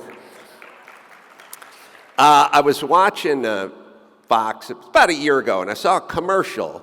You guys may remember this. It was for a face cream, and it was a woman. And she said 69 years old. She was given a testimonial. And she said, this face cream works so well that when I go out with my daughter, people mistake us for sisters. And then she smiled and she laughed. And she said, It never gets old. And I thought, not for you. But I bet your haggard daughter's tired of this. Shh, that got old day one for her. She probably don't go out with you anymore. It was, I watched the commercials, really, so you don't have to. But there is a commercial I keep seeing, and I can't figure out what's going on, because I watch the commercials as a little snapshot of sort of where we're at as a society, because commercials are 30 seconds of where we're, watch a commercial from the 70s, that's where we were in the 70s. And by the way, I did, it reminds me of another joke, but I'll get to that. The commercial I keep seeing that I've never seen before is the all-over body deodorant. When did our entire body start stinking? I don't know. I see this Lumi commercial every 10 seconds, and I'm like, when did all this start? Because I've been watching commercials for 50 years. It was all underarm, not the whole body. And then I started thinking about, okay, why do we need this? Because you don't need deodorant for your forehead or your shins. You need it for the creases in life, And I thought, back in the day, you had 4 inches of crease on the right pit and 4 inches of crease on the left pit, and that gave you 8 linear inches of crease. And that's all we had to defuncify is 8 linear inches of crease. And now we're fat. And we got double neck roll crease and side boobie crease and extended ass crack crease and inner thigh and back knee crease. We're one big crease now, people. I calculated it. The average American now has 241 linear inches of crease. So we got a lot to defuncify. And the thing that was funny about the commercial, you've seen the Lumi girl with the white tank top. She's so giddy. She goes, I didn't even know about this until my gynecologist informed me.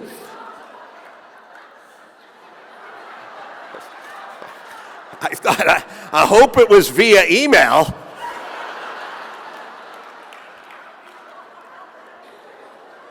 Hope he didn't just pop up and tell you that. That's what I'm saying.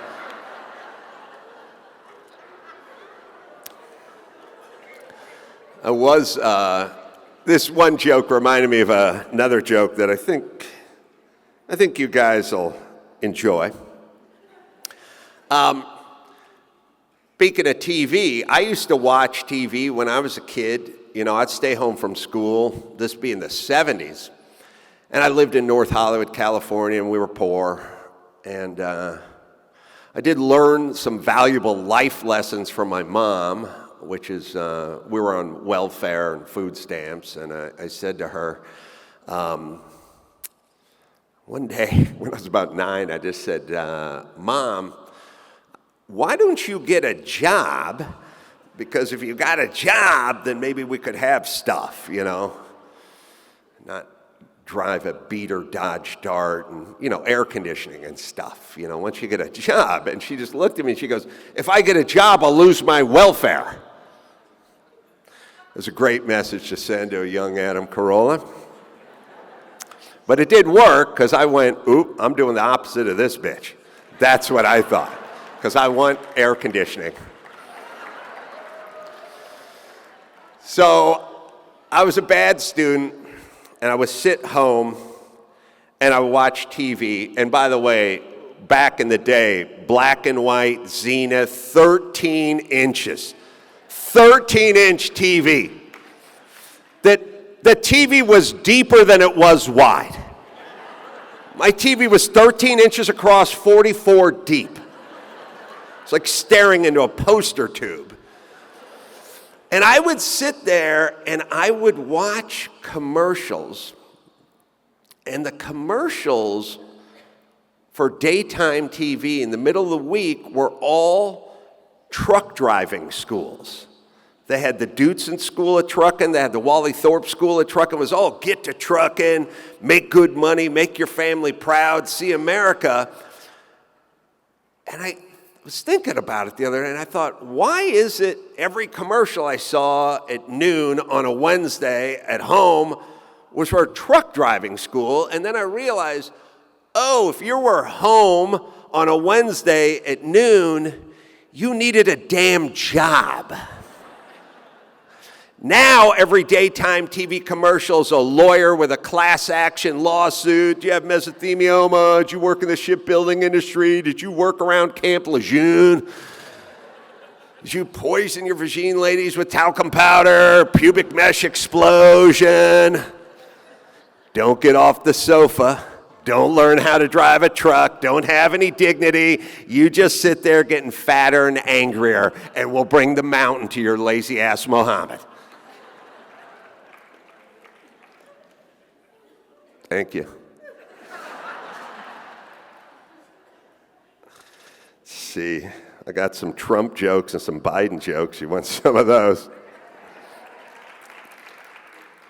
I will say this. I did do a Celebrity Apprentice back in the day. And our last challenge we had to do was a stand-up comedy show. And I was supposed to roast Trump. And Trump was just standing there, bigger than life, arms folded right in front of me. And I had to roast him to his face. And the joke I said was this. I said, people ask me what Trump is like in real life. And I tell them, picture, oh, wait a minute, so I finished the joke. It's been 10 years, let's say. Oh, I go, okay, what's Trump like in real life? I said, picture Don King, but with crazier hair and a broken moral compass. Which he did not laugh at.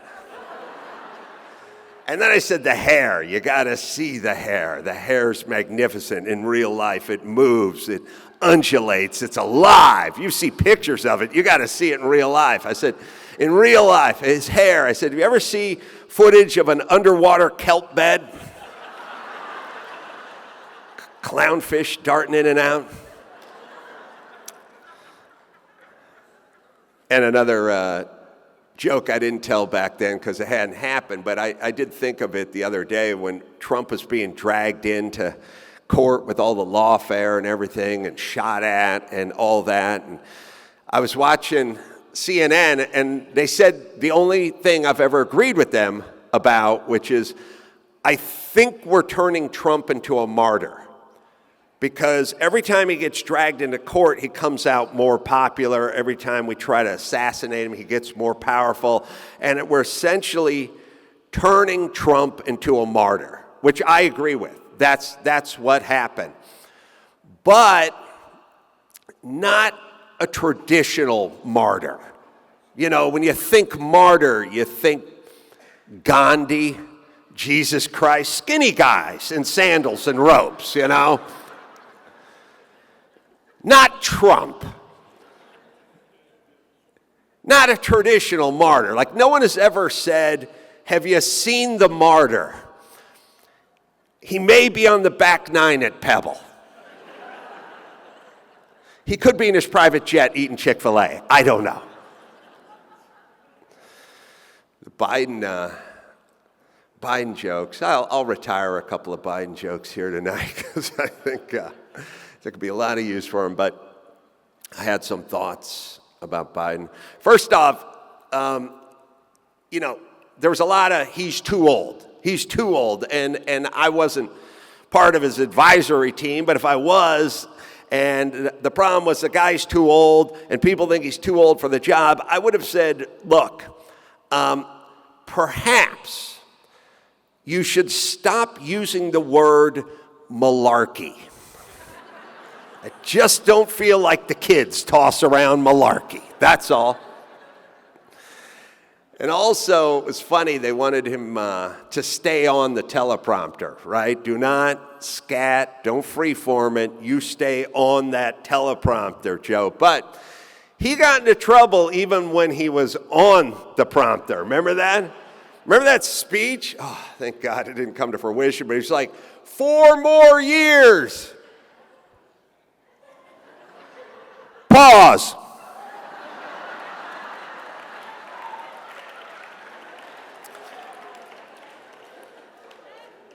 He went full Ron Burgundy at the end.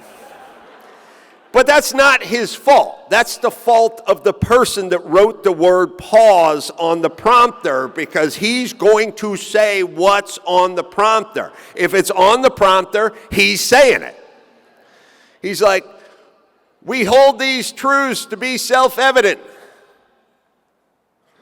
Samsung.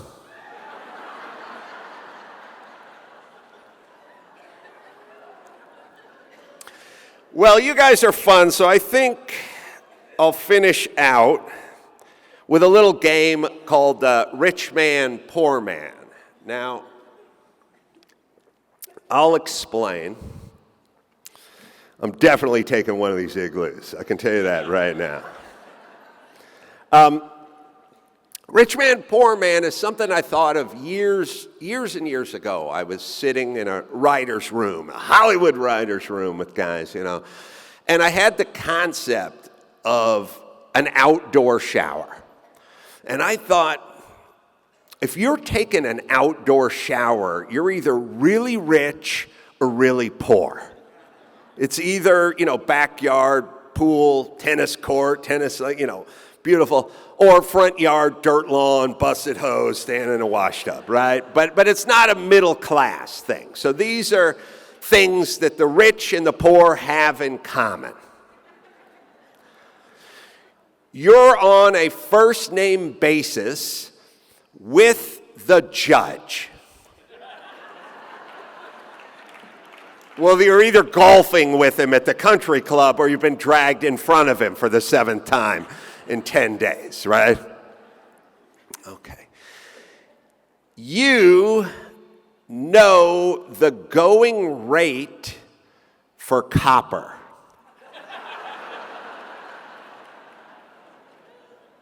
Well, you're either in LA pulling it out of a street light or you're up at night on the NASDAQ trading futures, right? You feed your dog people food. You're either, the rich lovey at home broiling up the chicken, or you're sharing your McNuggets out on the street with Fido. You have the key to the executive restroom. Well, you're either the executive or the guy who cleans the toilets for the executive. It's not us. You're an expert in squatter's law.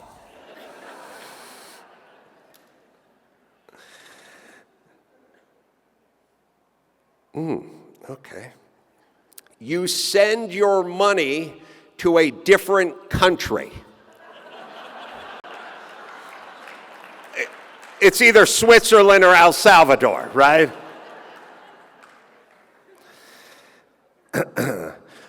You enter the restaurant through the kitchen door.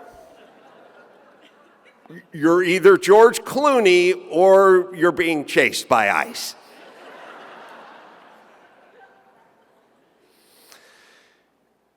You have your own fragrance.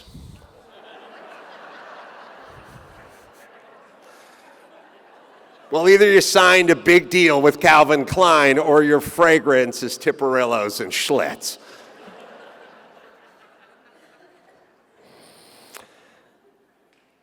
Let's see. You've eaten lunch with Sean Penn.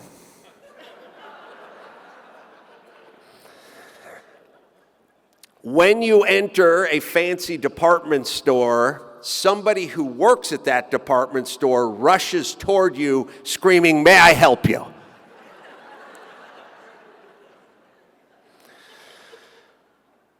you have sex with a maid, well, you're either Arnold Schwarzenegger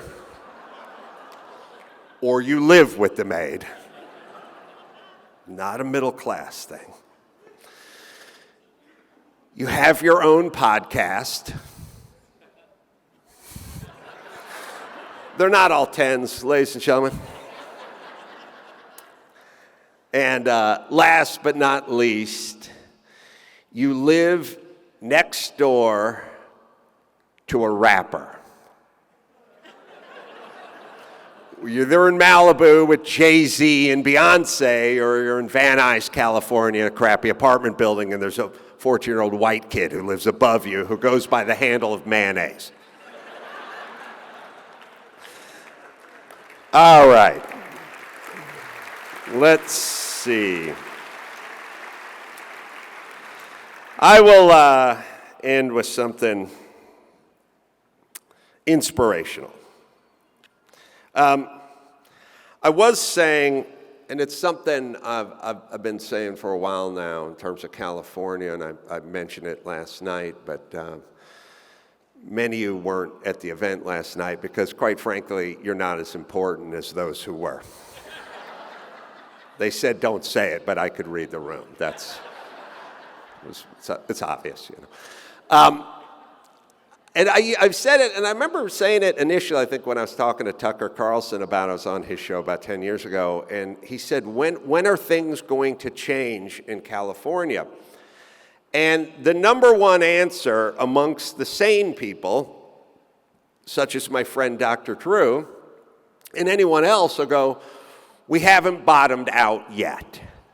And I think, why must we bottom out?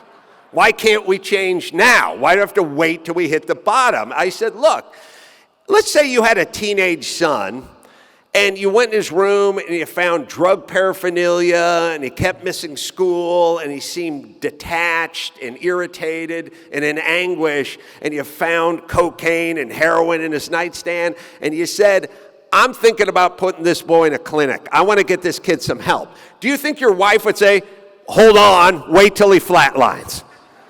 Wait till his heart stops beating, and then we can make our move. Call me crazy. Why don't we make it on the way down to bottoming out? And hopefully,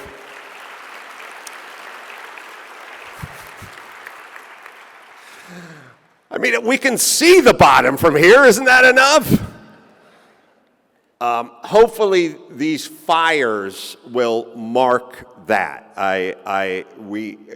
To me, when people go, have we hit bottom yet? Yes, we're in rubble and ashes. That is officially the bottom. Thanks, you guys, for having me out here.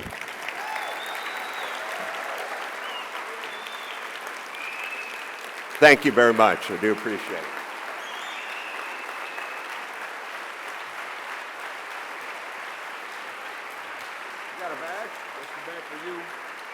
On behalf of AZ Free, we'd like to thank you for coming out, or thank Adam for coming out. We still have a little bit more to do.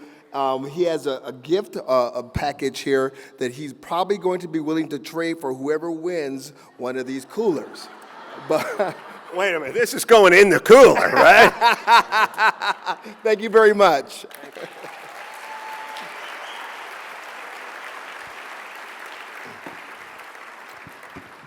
I have a special announcement. I know there's probably a woman who's out freaking out right now because she thinks she lost her iPhone. The iPhone was returned to me as the MC of the event, and it is back there at that table. You can ask the man who's standing up back there, he's waving. You have to answer a few questions because we don't know, that might not be your phone. Don't everybody rush back there and try to get that phone.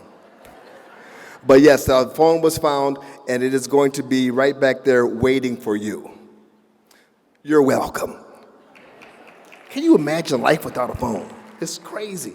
Adam Carolla is going to be here. If you want to get some pictures, they'll be in the back. Also, you can have your book signed. He's signing books back out there at the table as well. And once again, very thank you. A big thank you to Adam Carolla coming out. Man who absolutely understands what's happening in California. I heard him explain once what would have to happen on Ocean Drive to get things changed, and it was like complicated. And you knew right then and there that they weren't going to do that. Not in California. Oh, one more announcement. Everybody gets a shirt. Everybody gets a shirt out there waiting for you. And if you get an opportunity, you might want to sign the Charlie Kirk Memorial. All right. Again, we want to welcome, we're going to have a raffle right now. We have 3 prizes to raffle off. And I want to invite up, this is Miss Roth. Miss Roth, where's she? Charmaine Roth. There we go. Do you have the little rolling thing? Okay. Let me put this up here.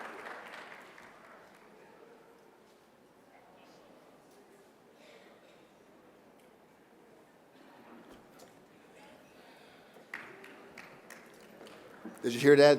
Someone just said they love the jacket. Absolutely. Let's go ahead and do a little spin there so they can sparkle a little bit while I'll spin this while you spin. Ready? Okay. Here we go. Okay. All right. We're going to have our first. Let me put the tickets back in here. Noticing I'm not snatching anyone. Okay, hear me? All right. All right. No, I can't read it. I will read it for you. Okay, good. I am holding in my right hand the winning ticket.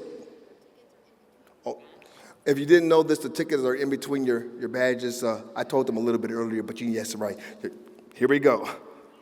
993 726. 993 726. We have a winner. Come on up here and get some goodies. You got a cooler. Keep it away from Adam Carolla. We got some AZ-free items. We're going to pick one more out, but spin this area. And we will do a little spinning here, spinning here, spinning here, and here. All right.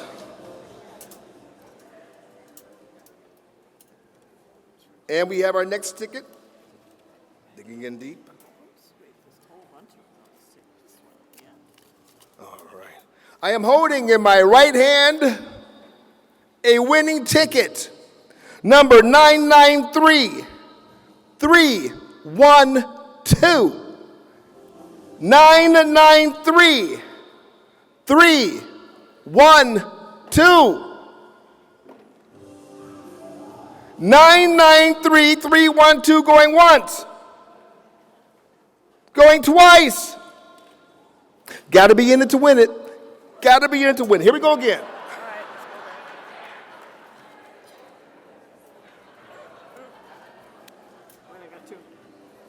All right. Winning ticket number 993-474.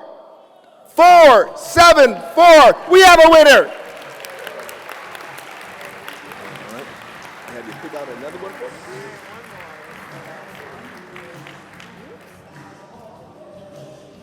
And I am holding in my right hand the last winning ticket.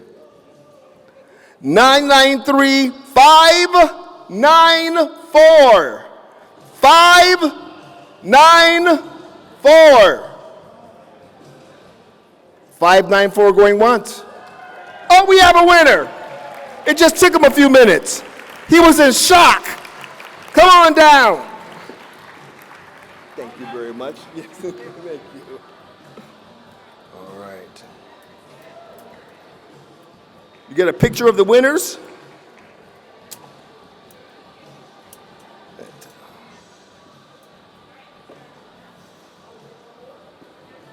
Yep, we did that one. Here he comes. Here he comes.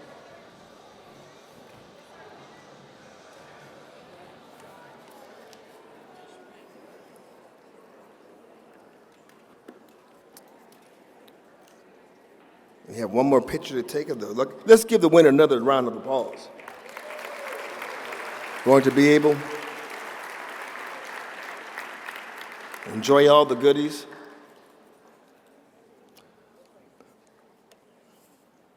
Coming up next, we have a video presentation from the White House. Only in America is it possible to say, you know what, I don't like the way the country is going, and to do something about it. Take that risk. Take that leap of faith. Stay involved. Trust God and act obediently. Romans 12:2 verse. That God will use all things for good for those who love him. It's bigger than you. I want you to remember that. It is bigger than you. It's bigger than me. You are here to make somebody else's life better, the pursuit of liberty and freedom. You know what gives me strength? The hundreds of thousands of you that say, Charlie, keep going. 1 Corinthians 5 and 15. So that's all pretty amazing evidence, not just intra-biblical evidence, but extra-biblical evidence that Jesus Christ was a real person. He lived a perfect life. He was crucified, died, and rose on the third day, and he is Lord and God of all.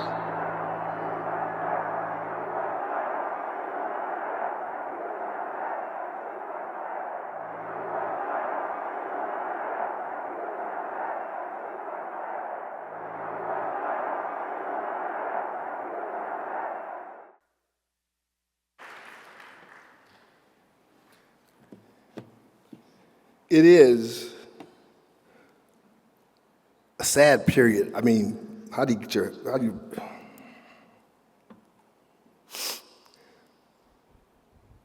and yet, we don't have to mourn like others who don't know Jesus. We don't have to do that. We could be sad, but we don't have to mourn and wail because we know that Charlie is in paradise. Also, as far as our country goes, we know that he has ignited, his death has ignited a storm. A storm, we're not out burning cars, we're not out, tearing down buildings. No, we're praying, we're coming together, and we're determined to not fight against our enemies, but we're determined, for lack of a better phrase, to make America great again. So, I've been asked to do the closing prayer. And in doing so, I'm going to try to frame this in a way that Charlie Kirk spoke to college campuses. You got to put this in perspective. He was going into the lion's den, and before he got into the political conversations of the day, he talked about Christ. He talked about his joy, his motivation. And he did it without flinching. That's hard. That's hard. But such is his conviction. So we go to our Heavenly Father in prayer. Dear Lord, precious Lord, thank you for your word. Thank you for Hebrew scripture. Thank you for the New Testament. Thank you for supernatural, timeless truths. Thank you for history. Thank you for science. Thank you for logic. Thank you for theology. Thank you for art. Thank you for the beauty that you have created. Thank you for letting us know who you are, what you have done, and what you will be doing. Father, thank you for helping us to understand what is good and what is required to do justice, to love mercy, and to walk humbly in your path. Thank you for giving anyone and everyone the good news to a very weary world, the free gift of eternal life in a spiritually dead world. Father, thank you that the Jewish carpenter was clear. I came that they may have life. Truly, he who believes in me will have everlasting life. That this is life. I am the way, the truth, and the life. And he proved it all through something called revival. Being redeemed, rising from the dead. Father, thank you that Rabbi Paul was just as clear. For by grace we are saved. No commitment is needed, no surrender, no promise, no performance. Faith alone in Christ alone for eternal life. Thank you for truth, which is reality. Peace, which is to know you. Life, not merely just existence. And freedom.